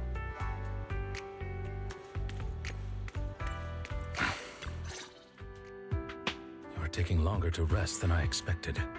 Lycon, you think too highly of my physical capabilities. Well, thank you for your cooperation. I must say, if nothing else, at least your acting skills have improved. Why do you look so angry? You should be happy. We pulled that off together with flawless teamwork and managed to fool everyone. Drop your foolish facade. I'm glad you still remember the code we set all those years ago. And thank you for ensuring your sleight of hand didn't deteriorate. Oh, right. I should also thank the blood bag hidden in my clothes and our other props. Do you remember when we last used this trick? It was probably ages ago. Sometimes I really don't understand you. Have you never thought about what the consequences would be if I didn't understand your code? If I decided against helping you? Or if I just couldn't control my strength properly? You'd understand it. Of course, if things really did go awry, I had alternative plans. You wouldn't be so arrogant as to think I'd bet everything on you, would you? You're insane. Aw, I'm flattered. So what exactly is the purpose behind all this? Surely after going to such great lengths to erase your own existence, you don't just plan to hide here and reminisce about the past with me. Don't try to brush this off. I've already helped you enact your plan. Tell me the truth. Don't get your tail in a twist. I have more plans that require your assistance, so naturally I would not hide anything from you. Simply put, as things stand, whether as Hugo Vlad or as Mockingbird, I am doomed to die. Seems you've made quite a few enemies. As a member of the Ravenlock family, I negotiated with Edmund and managed to obtain resources from Tops for my future plans. I also confirmed what attitude they held toward your master, the Mayflower family. Meanwhile, I used my identity in Mockingbird to strike a deal with Hartman and gather information on their collaboration with the remnants of the Exaltists. That's where I got my intel on what Bringer left. Oh, by the way, the crime declaration letter that your dear mayor received, that was also sent by yours truly. He's probably figured that out by now, right? Though I'm not sure if he told you. The mayor learned about the sacrifice attacks through his own means, but lacked an opportunity to take action. That warning letter was precisely what he needed. You aren't hopeless yet. How delightful. In short, I'm more well-informed than your lot because I get around, dealing with all these different important figures. But of course, it comes at a cost. It's only fair. After all, you can't hide the smoke from a wildfire. Rather than trying to carefully tame it and risk setting yourself alight, it's better to let it burn free. When I helped you put on your little act, killing you in front of everyone, you left the sacrifice core to Hartman. That was intentional too, then? Oh, yes. And it worked like a charm, didn't it? Now no one cares for me anymore, and all eyes are on Hartman. A perfect situation for keeping the Ravenlock family in check while dealing a cutting blow to the Exaltists behind them. Another crucial point is Vivian and Phaethon. I must sever any ties they have with me or Mockingbird. Although I feel bad for Phaethon about what happened, but it had to be done. That's the only way they would be safe, allowing the plan to continue. I noticed that you never turned your blade toward Master Proxy. So, those words you said back then were also... I will bloody my hands. I will carry the weight of my sins. I will become the Abyss. Obviously, it was all an act. My acting has always been impeccable, as you know. Hugo, you're taking such a tremendous risk. Why? Would you believe me if I said it's for justice? But unfortunately, it's not. I want revenge on the Ravenlock family. And I will make sure that despicable excuse for a human being, Hartman, suffers a slow, torturous end.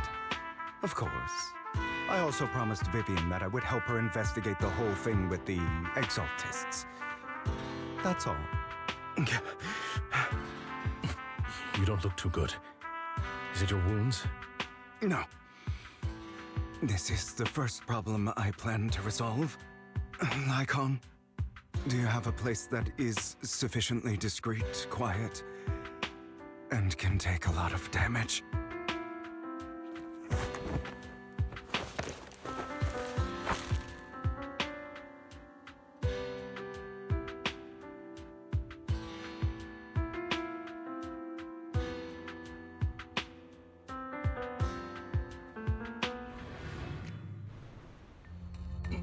What exactly are you doing? Don't look at me like that. If I didn't have to do this, I wouldn't. Hartman recently obtained a bizarre substance, most likely from those crazy Exaltists.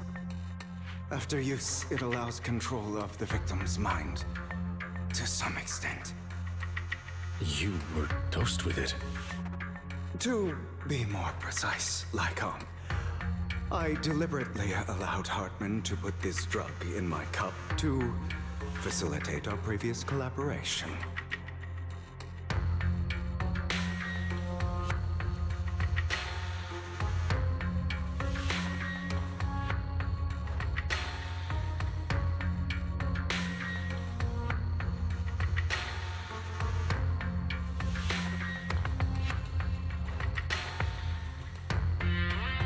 After finding out about it, I quickly found someone to help analyze its composition. The good news is he gave me a very low dosage, perhaps because he was afraid I might notice. There's a different medication that can delay its onset, preventing me from actually being under his control. I simply need to put on a show in front of my dear uncle. The bad news is that currently there is no antidote. When I delay those effects, however, they will accumulate and erupt when my body reaches its limit. It may even break my mind. And that's exactly what's happening now. I need to endure those accumulated consequences. So, I will lock myself in this room for however long that takes. I've tied my limbs to prevent me from smashing this place or accidentally hurting myself. Anyway, after you leave, do not open this door, no matter what you hear. I recommend seeking professional medical assistance. This is advice I received from a doctor. Or are you saying you don't believe I can make it? So, Icon, come find me here at the scheduled time. All you need to do is smile and await my victory. What if I want to stop you? You know you won't succeed. You never have. And you never will. Well, time is short. Let's begin. I understand. Don't die, you stupid bastard.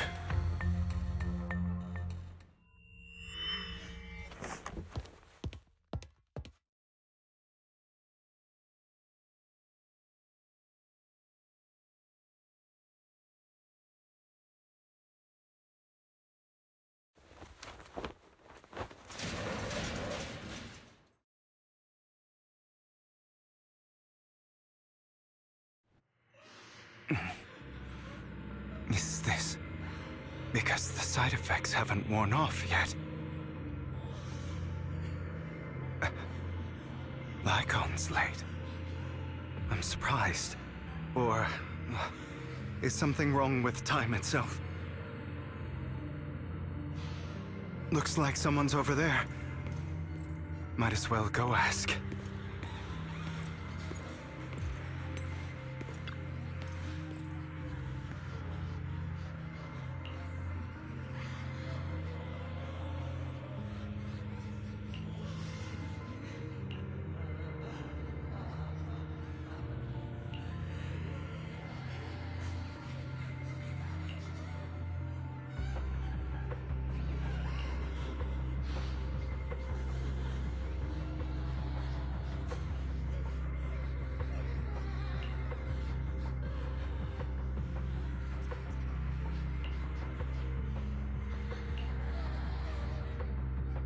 It's all your fault. I wish I had never given birth to you!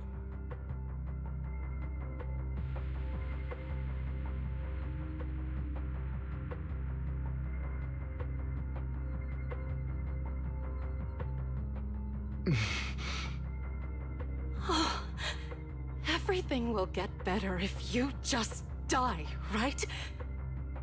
If you die, he'll come back. We'll have another, more perfect child. One who will inherit the Ravenlock family bloodline. Then I will be able to escape this pain. So, Hugo, for the sake of Mommy's happiness, just die, okay?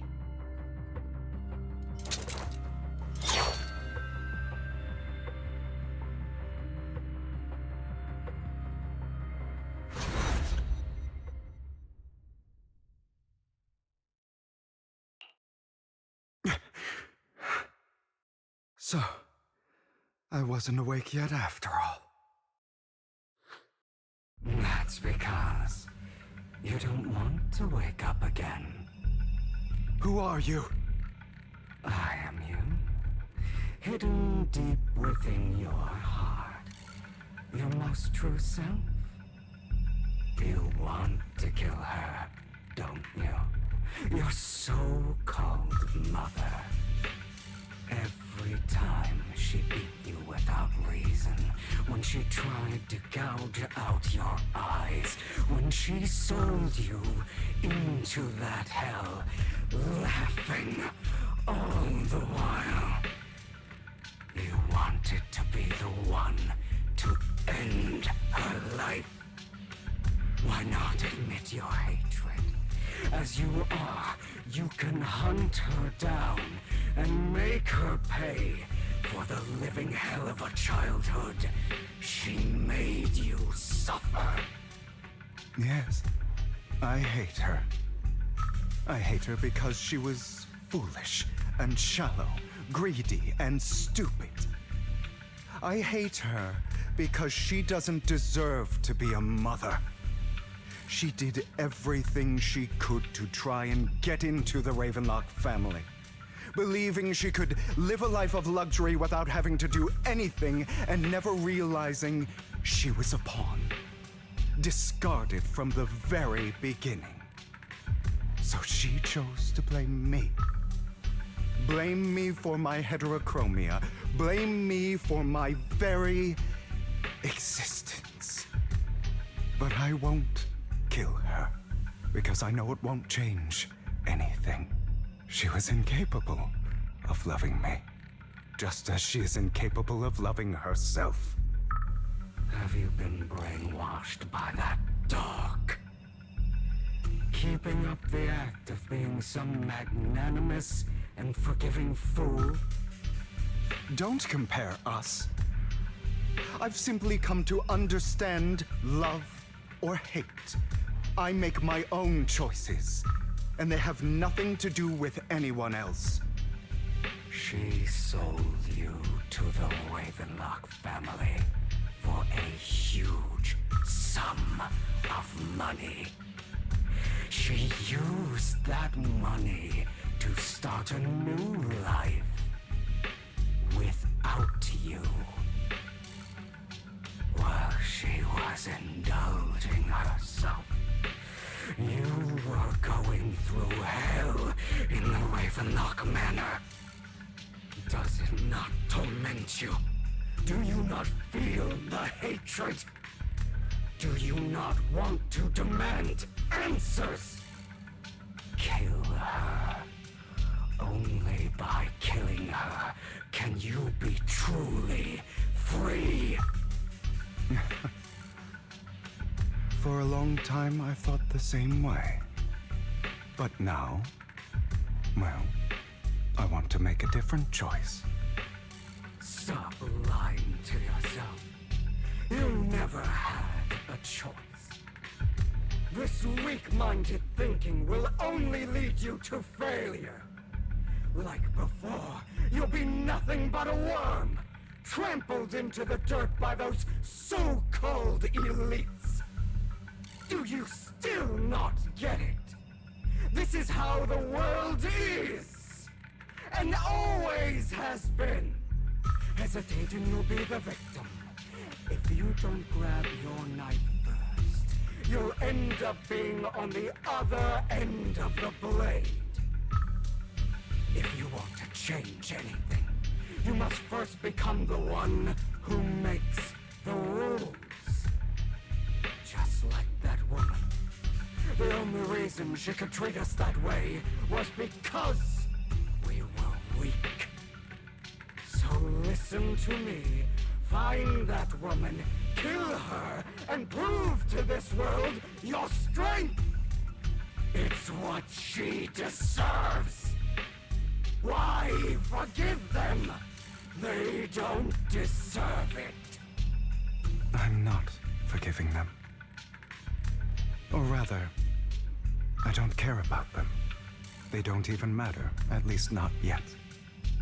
You know, perhaps the person I hate the most, the one I truly cannot forgive, has never been someone else, but rather my weak, powerless past self who could do nothing but hide inside a closet and cry. I hate myself for having neither the strength nor the courage to resist. I hate myself for begging for so-called familial love, even after being treated so terribly. I hate that despite the pain of my wounds, I still hope to receive the carrot and not the stick. And that means you, correct?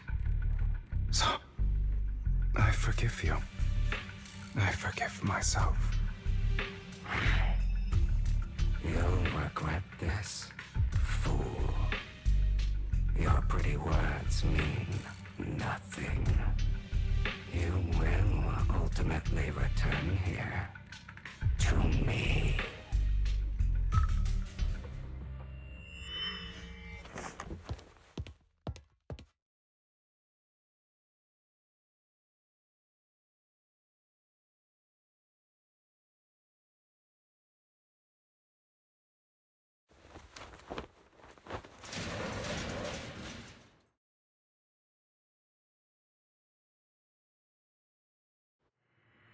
I see. This is still an illusion. I wonder who's going to show up this time.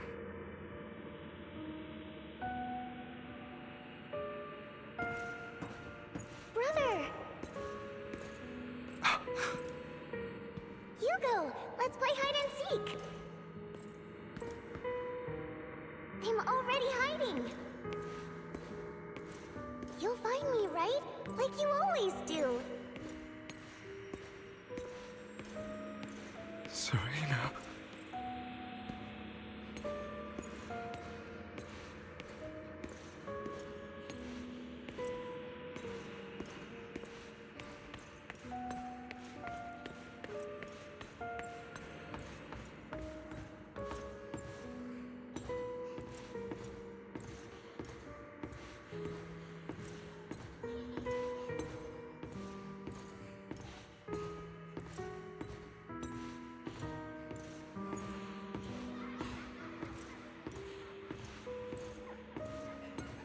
You're looking in the wrong place. I found an even better hiding spot this time. Harder to find than any place you showed me.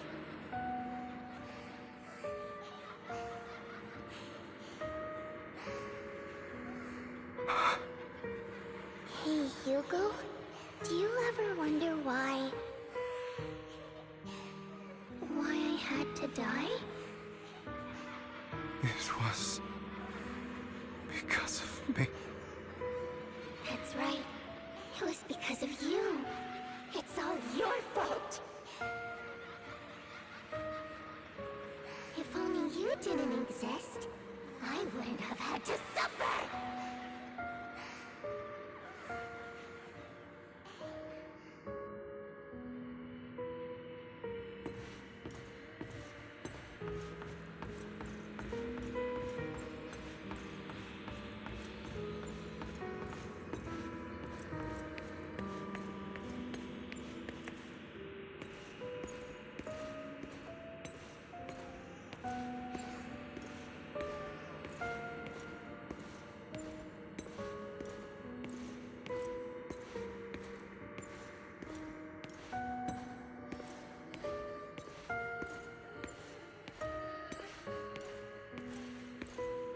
Still looking in the wrong spot. I can't believe you still haven't found me after all this time.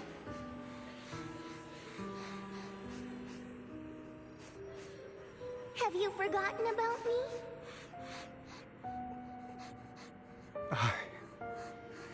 I haven't forgotten. It's okay. I'll forgive you. I'll still be nice to you, just like before.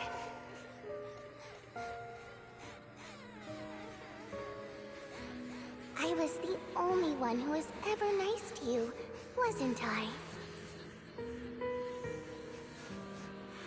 Yes.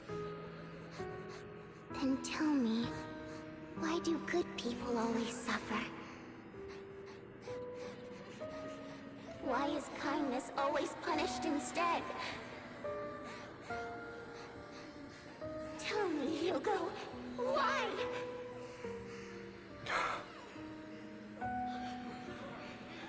Hugo, are you lost? you came. I left you a surprise there.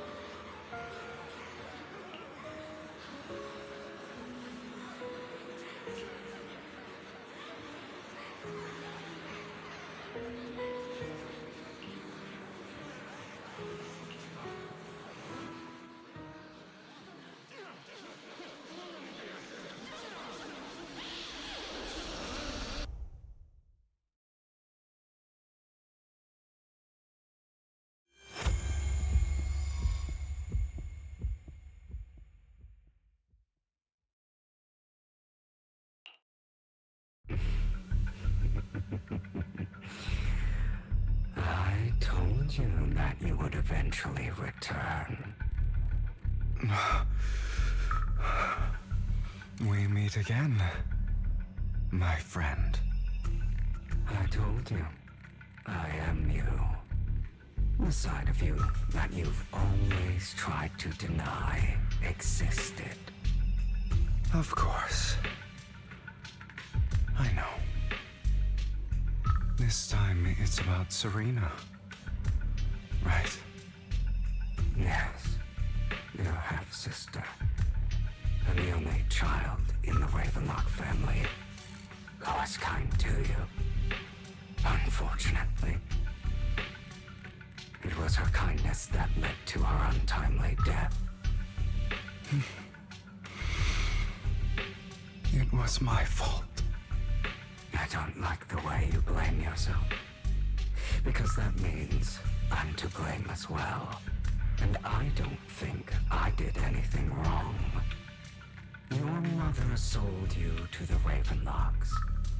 And your father, he saw your talent and wanted to use you to push the other children into competing with each other. My brothers and sisters wanted to get rid of me from the moment they first saw me. In their eyes, you were no more than a slave. But Serena dared to treat you, a slave, as if you were human. And so, she was fated to die. They tried to kill me many times, but I was careful, and they did not succeed. So they killed Serena, who was weaker, an easier target, and pinned everything on you. Serena died in your place. Those cruel brats thought that by reporting this to Father, they could use it to get rid of you, a rival who threatened their positions. Yet, not only did Father not blame you for the incident, he praised you for it. In this world, only the ruthless, cruel, and merciless can stand at the top. And that's exactly what you managed to live up to, no? You found a perfect opportunity thereafter to catch the ringleader of the group who framed you and almost beat him to death.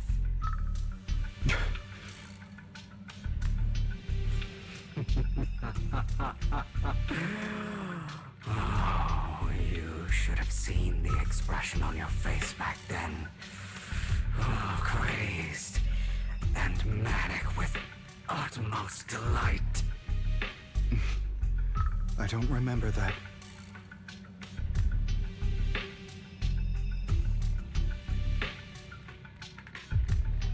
Here you go again, trying to deny your desires. Deep down inside, you've always wondered, asking yourself why these evil people never got the punishment they deserved. Why the world is so unfair. Don't you want to rip them to shreds? Just like that day when you beat that boy's face into the dirt until he was barely recognizable. His disgusting blood staining your fists. Recall your exhilaration, your cathartic release of rage, that outpour of hatred. That victory belongs to you. You deserve it. Those brothers and sisters of mine are all dead. I cannot take revenge against the long deceased. They died by Hartman's hand, dying in the power struggle to become the Ravenlock family's heir, rather than by our scythe.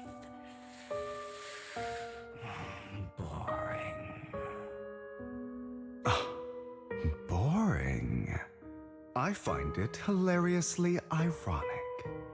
Children who would murder their own kin for scraps of power dead at the hand of their uncle who followed their example. Is that not karma? Power struggles pitting kin against each other, betrayal, suspicion, and hatred between people of the same blood. It's like a curse written into the Ravenlock family's genes. Laughably stupid. Don't forget, my dear, that the same blood flows through your veins.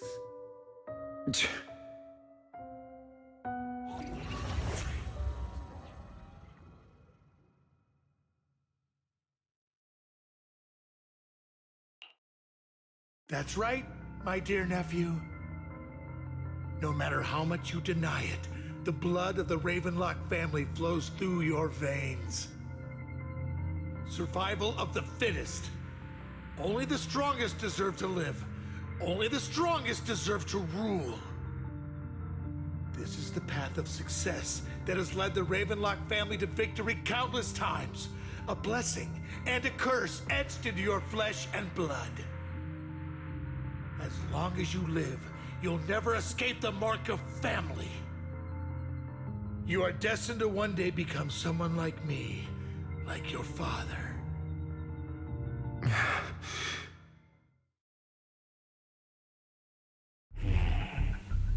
Is that fear I sense? I can see you trembling. Why does the Ravenlock bloodline terrify you so? I won't become like my father. Never. You won't become a failure like him. So relax. Our power eclipses him, and so does our ambition. So, do not deny your own desires. Do not resist your own ambition. This is the talent you were born with. The best gift fate has ever given you. Admit it. Deep within your heart lies a spark, yearning to ignite a raging inferno that will burn everything down. And I am that spark.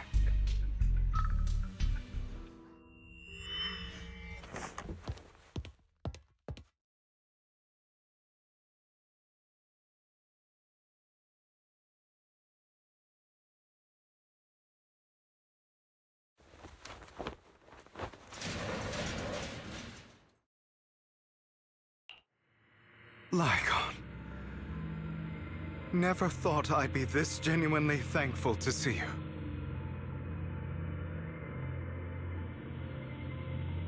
Seeing you means this never-ending nightmare is finally over, right?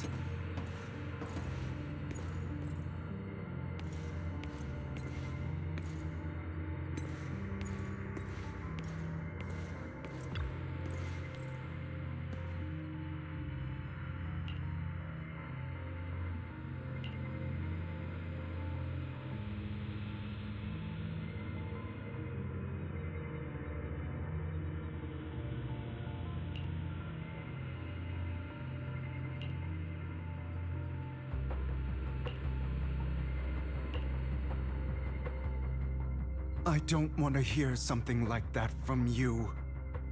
You have no idea what that man, my father, is really like. A person who stops at nothing for their own interests and ambitions. Just like what you're doing right now. And what do you think I'm doing this for? All of this was part of your plan. You knew where the Ravenlock family was going to be, so you set Mockingbird's target there. To seek revenge, you plotted to assassinate your own father, but he was too vigilant, and you failed. After almost being assassinated, your father was furious and locked everyone in the hall, but was unable to find the assassin. And what a coincidence that a hollow disaster just occurred in the vicinity. So he used it to eliminate all the unfamiliar faces there, turning them into victims of the hollow, an easy feat for the Ravenlock family. So, the one who killed innocents was my father, not me. You knew what choice an extremist like him would make, and you used the chaos to once again attempt an assassination. This time you succeeded. You killed your own father at the cost of innocent lives. Admit it, Hugo. You don't care about anyone else. The only thing you care about is your revenge. How is that any different from your father? Enough. I'm tired. I may hate him for betraying me, but he wouldn't say something like that. What? You aren't Lycon. You're the other me, hidden deep within my heart.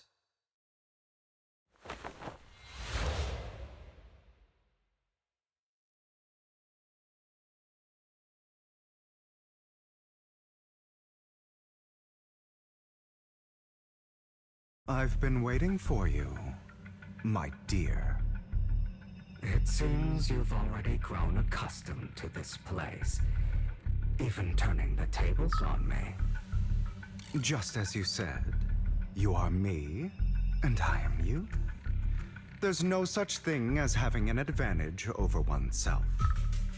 We are ultimately one and the same, forever inseparable. Then you should know what I want to say.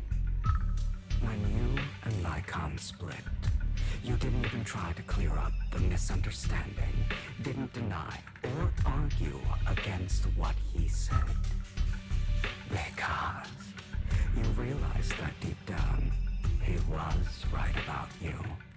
You just hadn't acted on it yet. Some people live only to bring more suffering into this world. Sometimes, murder is what brings justice back into this world. For that, I must stain these hands in blood. That's right. Just like what you said before you faked your death. Were those words really just an act? To slay the dragon, you must first become one with sharp claws, rending fangs, and strength enough to destroy anything. You know the truth better than anyone. If you hadn't hesitated, and instead seized the first opportunity to kill your father, none of what followed would have happened. Innocent civilians wouldn't have died. Your partner wouldn't have lost an eye and both legs trying to save people. And Mockingbird would have never gotten to that point. You can save more people. Save good people. Save more lives than the evil ones you take. I've spent countless hours in regret over that incident. So why not submit to your true nature? You want to be the judge, jury, and executioner of this world. And you can. I wasn't responsible for Father's death. The true mastermind is my uncle, Hartman. His schemes to kill the head of the family were all so he could take control. Mockingbird was simply unlucky enough to get caught up in it. So, for a behemoth like the Ravenlock family, with its roots so deep, a single person's death, regardless of who that person is, wouldn't change anything. Of course, whether it's Tops, the Mayflower family, or even the entire world, it's actually all the same. I refuse to be dragged down by pointless hatred any longer. You foolish, stubborn idiot. Do you understand the power of hatred? Have we not come this far precisely because of it? Or are you going to follow Lycon and Jack's twisted logic? Come on. You don't actually trust anyone? Otherwise, why would you hide this whole scheme of faking your death from them?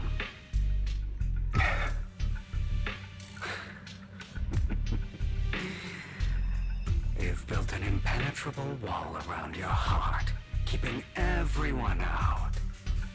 Of course you are right to do so. No one in this world can be trusted. Always. All you'll receive is hatred from your own blood and no love.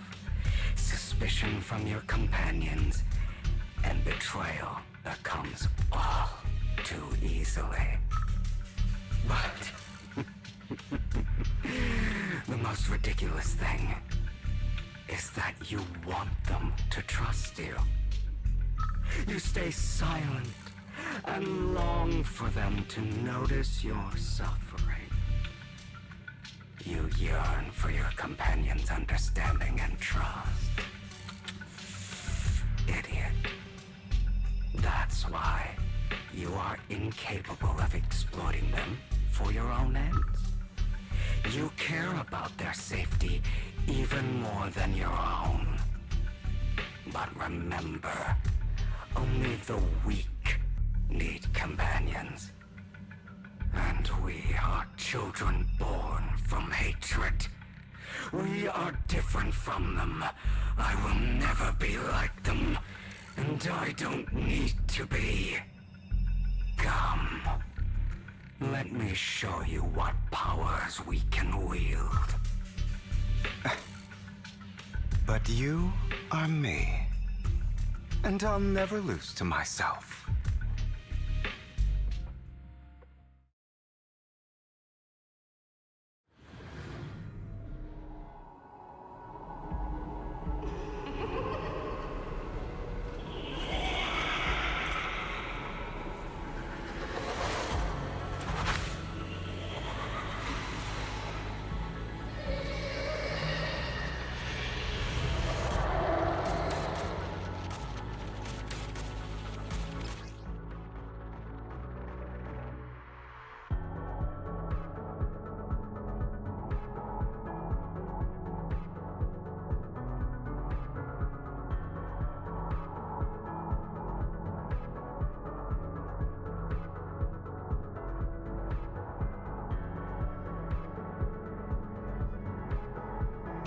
Think about all the injustice you suffered. Is that all? If you choose to forgive, you're betraying yourself. You know that. Letting you consume me would be the real betrayal to myself.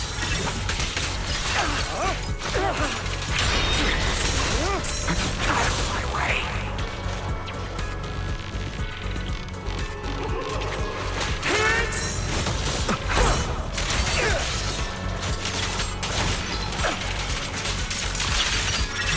You're just afraid to admit it. Is that all?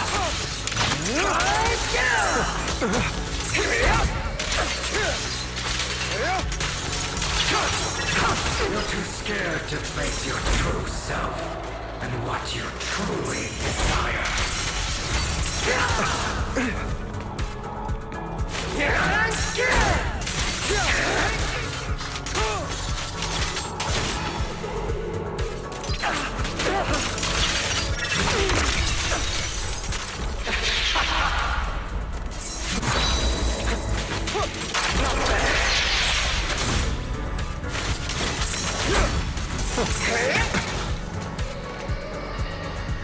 I have you now!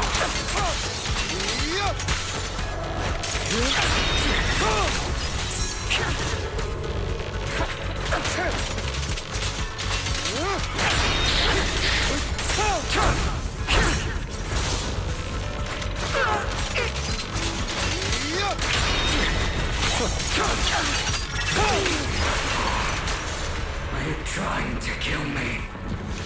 You think you can just get rid of me? Without me, you are nothing. For what it's worth, thank you. Don't be afraid. You and I are inseparable. You're part of me, just as I am part of you.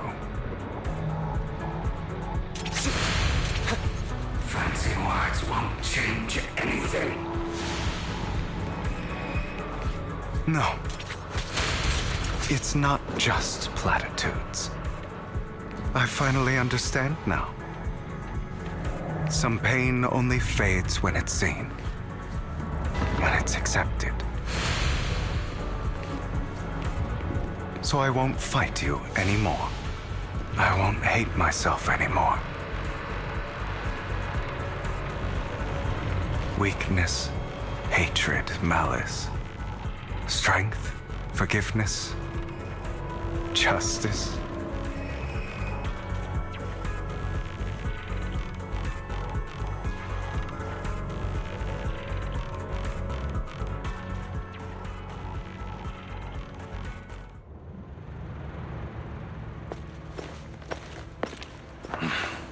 Hugo, it's time.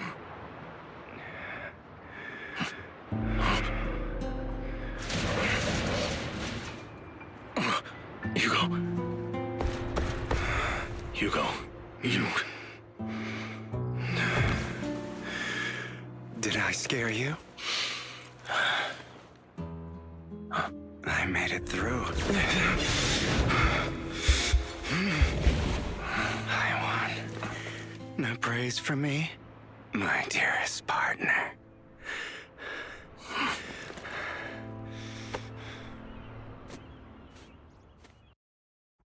Fate will dance at our fingertips. This is just like what I saw in my dream.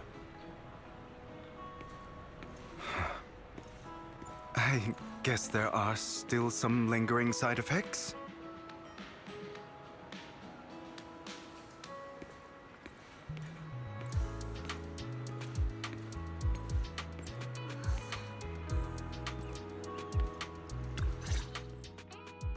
Ah, my former partner. You're still as punctual as ever. Are you sure you are fully recovered? How about we fight? And I'll show you how recovered I am. I refuse to fight someone who is in need of medical attention.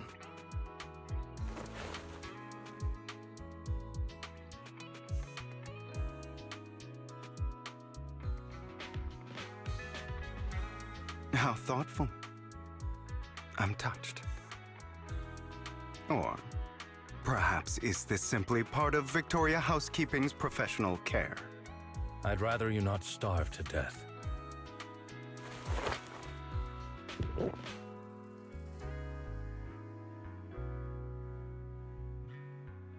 Not to your liking.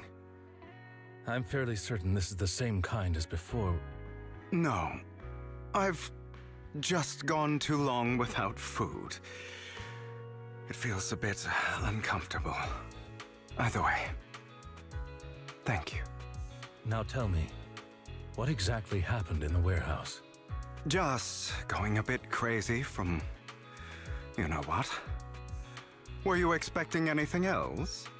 But I did have a very long dream. A dream about many things from the past. If I had to put it into words, it would be like giving myself psychological therapy. You seem like you could benefit from some too. How about it? Want to book a session with me? Trust me, I'm a pro. Seems you really have recovered. Well, of course. I'm feeling pretty great right now. Like I could argue with you all day on every petty detail of who exactly was in the wrong back then. I wanted to ask, what you said about Mockingbird before, when you faked your death, was that part of the act?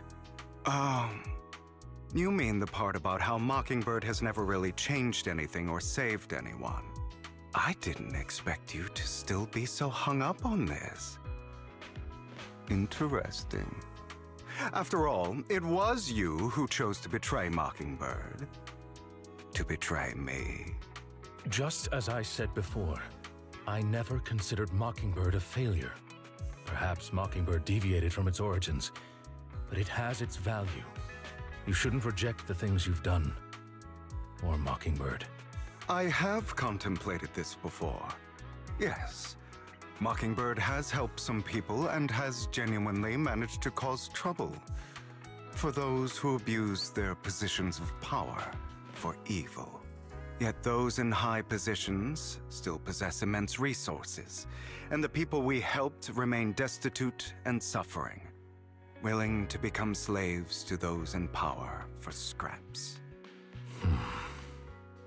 But just as you said, even if what we did was childishly idealistic and flawed, as little as we actually achieved, even the slightest change is by no means meaningless. Nothing holds more value to me than Mockingbird.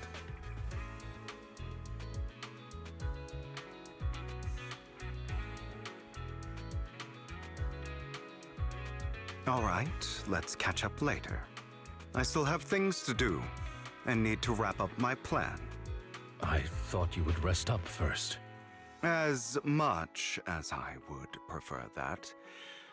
My dear uncle and the Exaltist fanatics likely would not give me such an opportunity.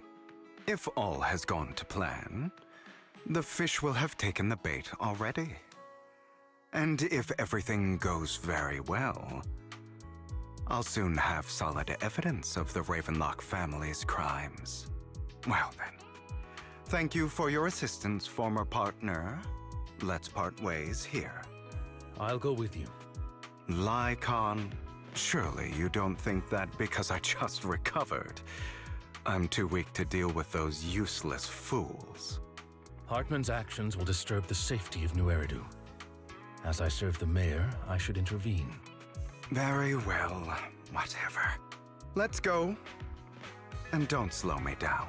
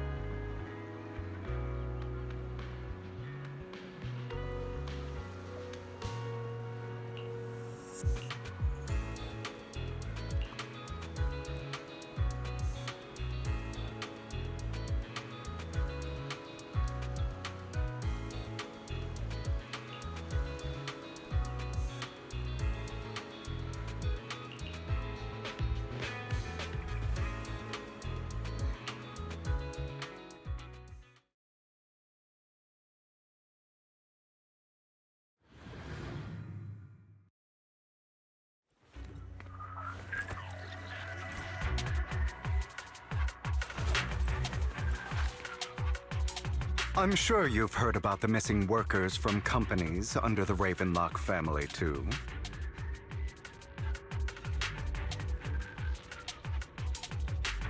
Fate will dance at our... I know where they are.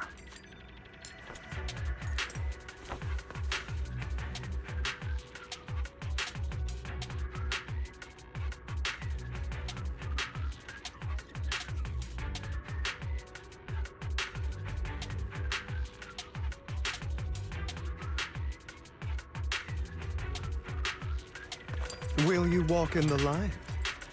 Or choose a darker path?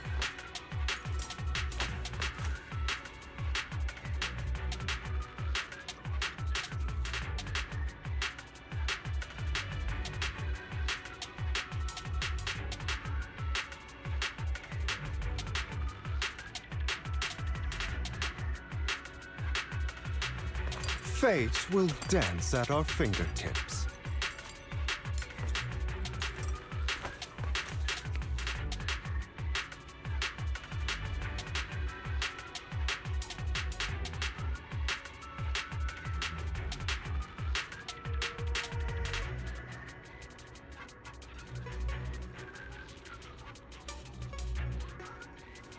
Will you walk in the light? Or choose a darker path?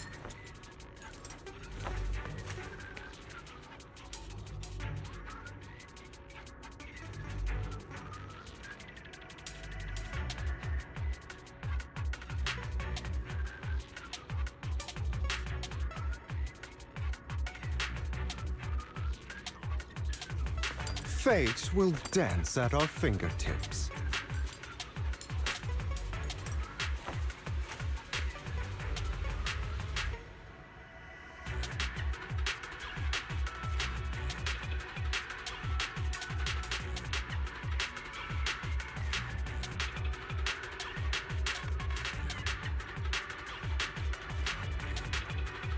Will you walk in the light? Or choose a darker path?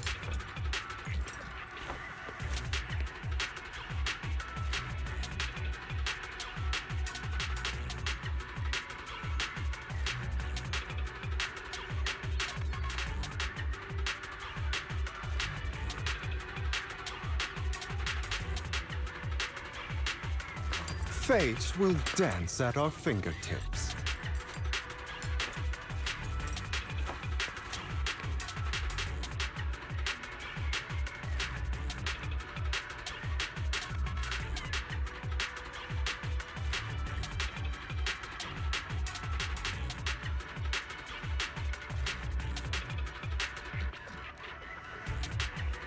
Will you walk in the light?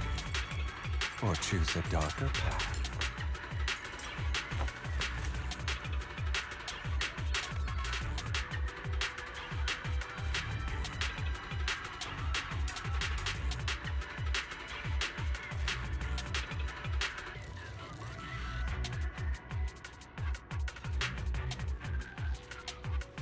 Fate will dance at our fingertips.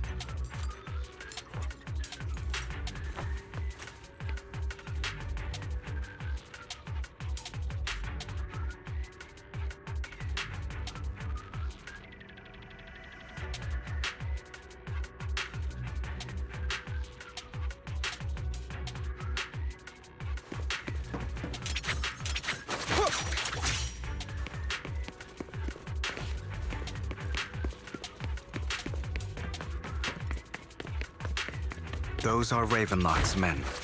The workers with them are the victims who were tricked into going into the Hollow. As you wish. Come on, let's get them out of here.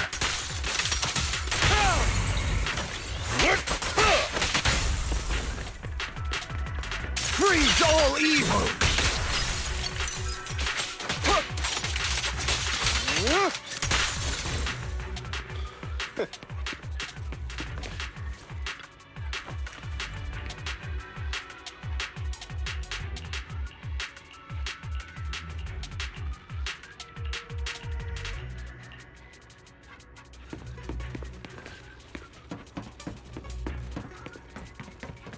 Ugh, bunch of nobodies. Swing as hell. Kill them! You're welcome to try.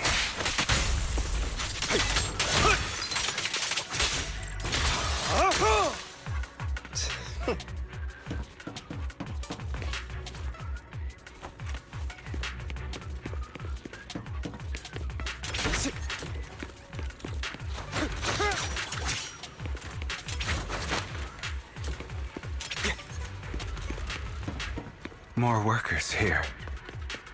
And...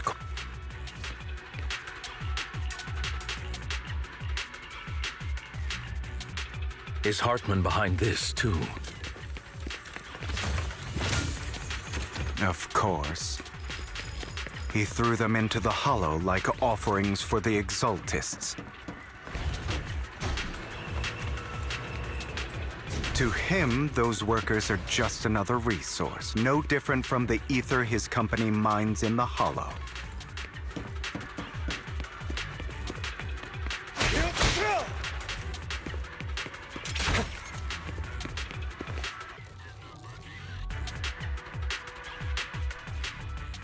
There's more over there. Let's hurry. It's different this time. Don't rush in. Let's listen in on what they're saying first. I still need more direct evidence to ensure the plan is absolutely foolproof. The compensation you promised. It's all real, right? All we have to do is follow you into the Hollow for some simple tasks, and you'll give us a huge sum of dennies. It sounds real suspicious. Shut your trap. You keep yapping and asking questions. If this is all so suspicious, why were you so eager to sign up for it? Because I don't have a choice. My daughter was previously caught in the Hollow disaster and suffered severe corruption. The treatment costs have completely drained our family's savings. So that's why... It's the same for me. A serious illness at a senior age. I need the money. Who would risk taking a job like this unless they were desperate? I'll do it. No matter how suspicious. As long as I can get paid, I'll do anything. Even risk my life.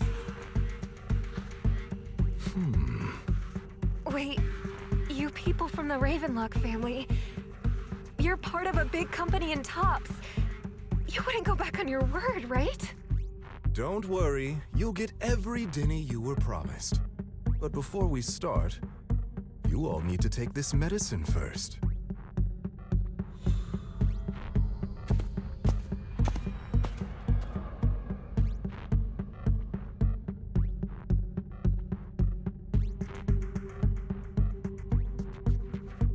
Bro, should we really be doing this already? These workers keep talking. We're wasting time like this. And the sooner they take it, the sooner it'll be over. Consider it an early release for them. What? You didn't say anything about having to take pills before. Look, this is good stuff, all right? It'll increase your ether aptitude. There's tons of people who'd kill for something like this. Exactly! You'll be working in the Hollow for several hours. This is essential medication. You have to take it before we continue. If you refuse, then you can forget about the job. Of course, you won't receive the compensation either. Lycon, what are you doing? Rescuing those workers, of course. There's clearly something off about those pills. We can't let them take them. Now is not the right time. As I said, we need more evidence to ensure the plan works. And as I said many years ago, you can't exploit innocence to achieve your goal. So that's how you see it. If that's not what you want me to think, then explain everything to me. All right. It's a little complicated, but simply put, these workers will be fine. Of course, it's your choice to trust me or not. But if you try to rush in, I will stop you. I trust you.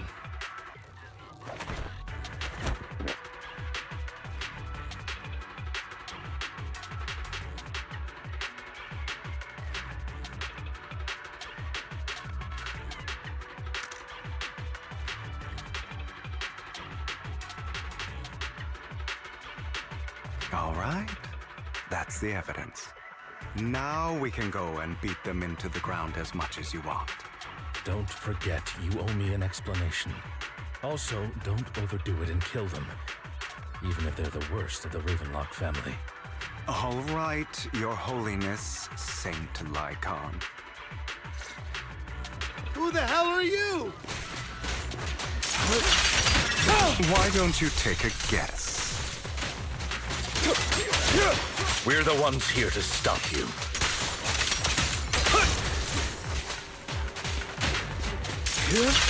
Can't remember the last time we worked this well as a team.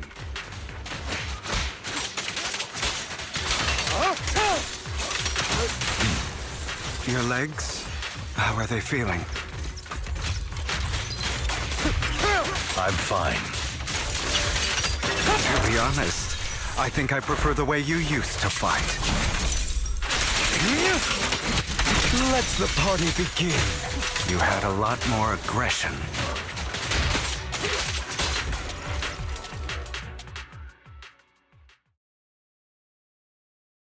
God damn it! Who the hell are you? How dare you mess with the Ravenlock family? Ravenlock. Savor the name while you can, for it will soon cease to exist. What's that supposed to mean? It means exactly what I said. I think this might be good for you. Sever your ties while you can. You still have a chance to walk your own path. The family's honor comes above all else. Is that really what you think? I saw the compassion on your face just now. You're not from the main family, right? That's why you were assigned to these trivial tasks. But in reality, there's no need for you to keep playing this boring game for them. I don't have a choice. From the moment I was born into the Ravenlock family, You always have a choice, if you're willing to act. All right, let's end the small talk here.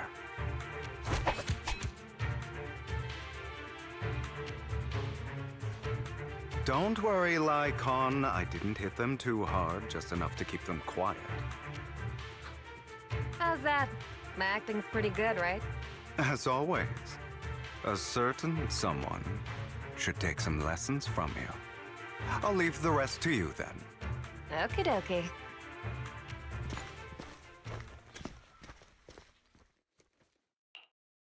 Okay, now can you tell me exactly what's going on here? As you can see, that worker just now was actually an informant of mine. The pills were swapped out with vitamin tablets. Outside of this batch, some workers have already taken the actual substance Hartman has. But rest assured, the antidote for it is already in development. I found the best in the field to help, and with the data I collected before, we should have results soon. I wanted to ask. The reason you decided to lock yourself in a room and endure the effects of the drug, besides getting evidence, it was also to collect data on this drug in order to create an antidote, correct? It seems you're not completely beyond hope. I thought you were just being stubborn. Sometimes I wonder if you know me at all. Then, I have one last question. Why did you never tell me any of this back then? The truth is, I heard everything. That entire conversation between you and Jack. Before he passed away in that small attic. When Jack called you aside and gave you those warnings. When he told me you might go down the wrong path? That's right. You never said anything. What would I even do? Scream and rage over your suspicions, or get on my knees and beg for you to trust me? You know there's no way I'd allow myself to do such a thing. Besides, back then, even I was confused about myself. Jack, It's all in the past. You don't need to explain anything to me. Enough. We should get going. If we're going to reminisce over the past, we should find a more suitable location.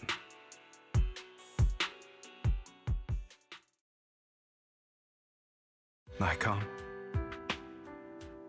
That incident back then. I didn't do it.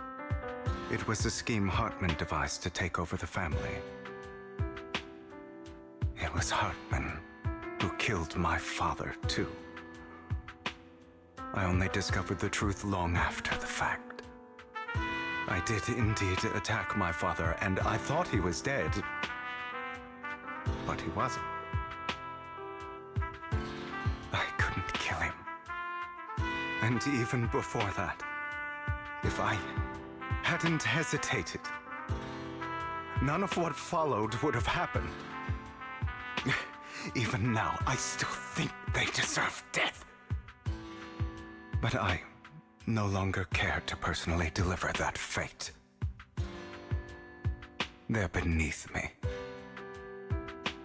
And I have more important things to do. You? I know we may never agree on that point, Lycon. I once wanted to fight against those ugly truths that defined me, but I discovered that the more I rejected them, the more painful it became. So, I could only accept that crazed, hateful, and malicious side of myself. As long as I know I will never become like my father, like Hartman, that is enough for me. You've changed. But I think that might be a good thing. Don't patronize me. You've changed a lot too, compared to before. I still disagree with Jack's words, and I won't forgive your betrayal. I will walk the path I believe is right, even if I must tread over thorns and through the mud. But I will also allow you to walk your own path, Lycon. Should I say thank you? You're welcome. Come to think of it, we haven't talked about your legs and eye. It was just an accident, not your fault. I'm doing well now. I hope you are too. On the contrary, perhaps I should be the one apologizing. I misjudged you. I used to think you wanted power, that everything you did was for your own ambitions. I thought you wanted the power to pass judgment on all in this world like a god. I am a god. I am my own god. Or you could say that in this world, everyone is their own god. There are many things that we are powerless to change. But there are also many choices we can make. Just as I said before, I am the only one who can kill me or save me. I'm glad you think that way. Let's go. I still have one last thing to do. To witness the end of Ravenlock.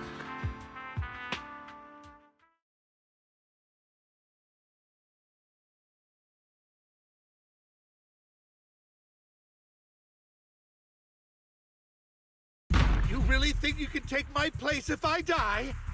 Never, you filthy bastard! Your little tricks mean nothing. As long as the Ravenlock family stands, I can still get back on my feet. You still don't get it, do you? This was never about avenging my father. And I don't care about taking your place. I didn't come this far just to kill you. That'd be pathetic. Right on cue. Why don't you take a look at this, Uncle? On behalf of TOPS, I'd like to clarify that we had no involvement in the Ravenlock family's actions. TOPS is officially terminating all partnerships with the Ravenlock family, effective immediately.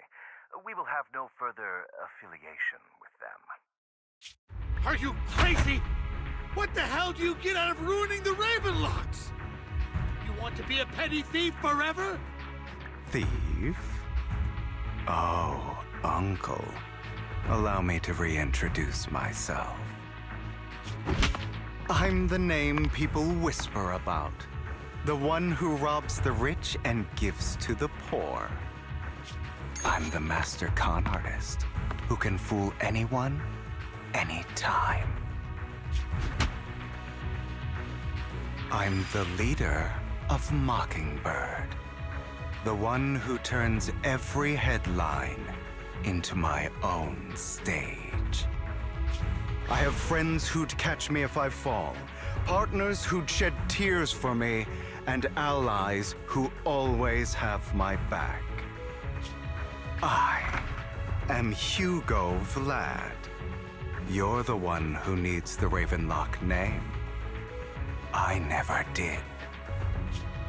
You ungrateful bastard!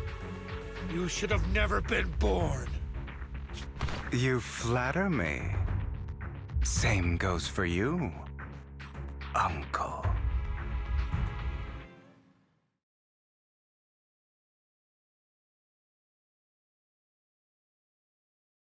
You've done well, Vivian. You had better give me an explanation. And here I thought this would be a touching reunion. What's with all the anger? Hugo, I'm a member of Mockingbird too. And I mourned your death. Listen, Vivian. I don't want you or the people you cherish to get caught up in danger because of me. I've always been selfish, so I don't hesitate to use you all as variables in my plans. But it is because I am selfish that I also don't want my failures to affect my treasured companions. In any case, if you were in the same position, would you not make the same decisions?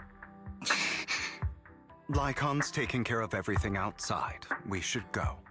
Also, Belle, thank you. And I'm sorry for the whole act where I threatened you. It was the only way for Hartman to drop his guard against you and leave you be. I, Hugo Vlad, am forever indebted to you.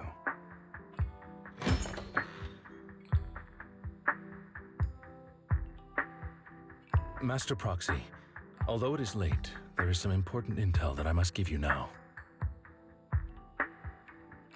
So, Lycon, you knew about Hugo's plan to fake his death? I was simply playing along. After all, I could not determine whether Hugo's plan would pose a threat to you. You are a student of the mayor's late friend, and I am obligated to protect you. You still have that habit of finding awkward excuses when you're embarrassed. Mr. Hugo Vlad, if you have any important intelligence to share, please do so with haste. I need to return to rest before midnight.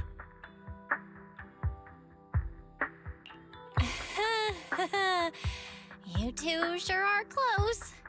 For the sake of a certain old fossil's sleep schedule, I'll keep it brief. I learned from Camille that Dina intends to embed the sacrifice core into the sacrifice. Apparently, it will make the sacrifice much stronger. Sacrifices created this way will not retain their minds and will indiscriminately attack all living beings, including their creator. So the Exaltists don't do this. It would bring them no benefit. But Dina's concoction can control people's minds. If a person takes the pill and is injected with the serum Landon left behind, the sacrifice would be under its creator's control. Although the dormant sacrifice has been destroyed, Dina found a batch of that serum her father created and wants to create new sacrifices. Never mind the sacrifice. Hartman's sacrifice core is a fake. We don't know where the real one's gone. The real core has always been here. Here? In Lord Phaethon's video store? Vivian, do you remember when I suggested you give that collectible to our dear Proxy? I remember. But that was just an ordinary pendant. And I've met the person who submitted it. She has absolutely no connection to the Exaltists. How about our dear Proxy take out that pendant so we can take a look?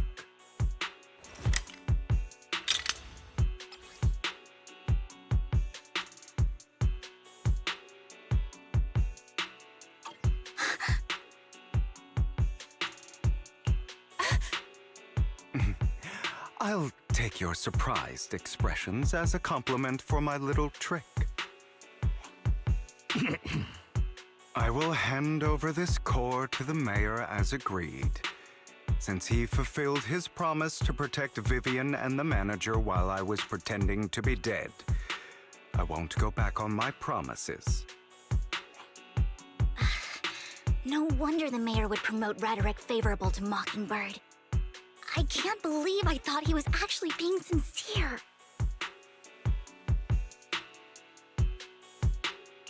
Since we have the sacrifice core, all we have to do now is stop Dina from using innocent people to make more sacrifices. Yes, and we need to destroy the last batch of Landon's serum. Hopefully with no options left, Dina will give up her obsession. All right, that's the important stuff. I'm going to go and confirm where Landon's serum's been stashed. I'll contact you again once I have something.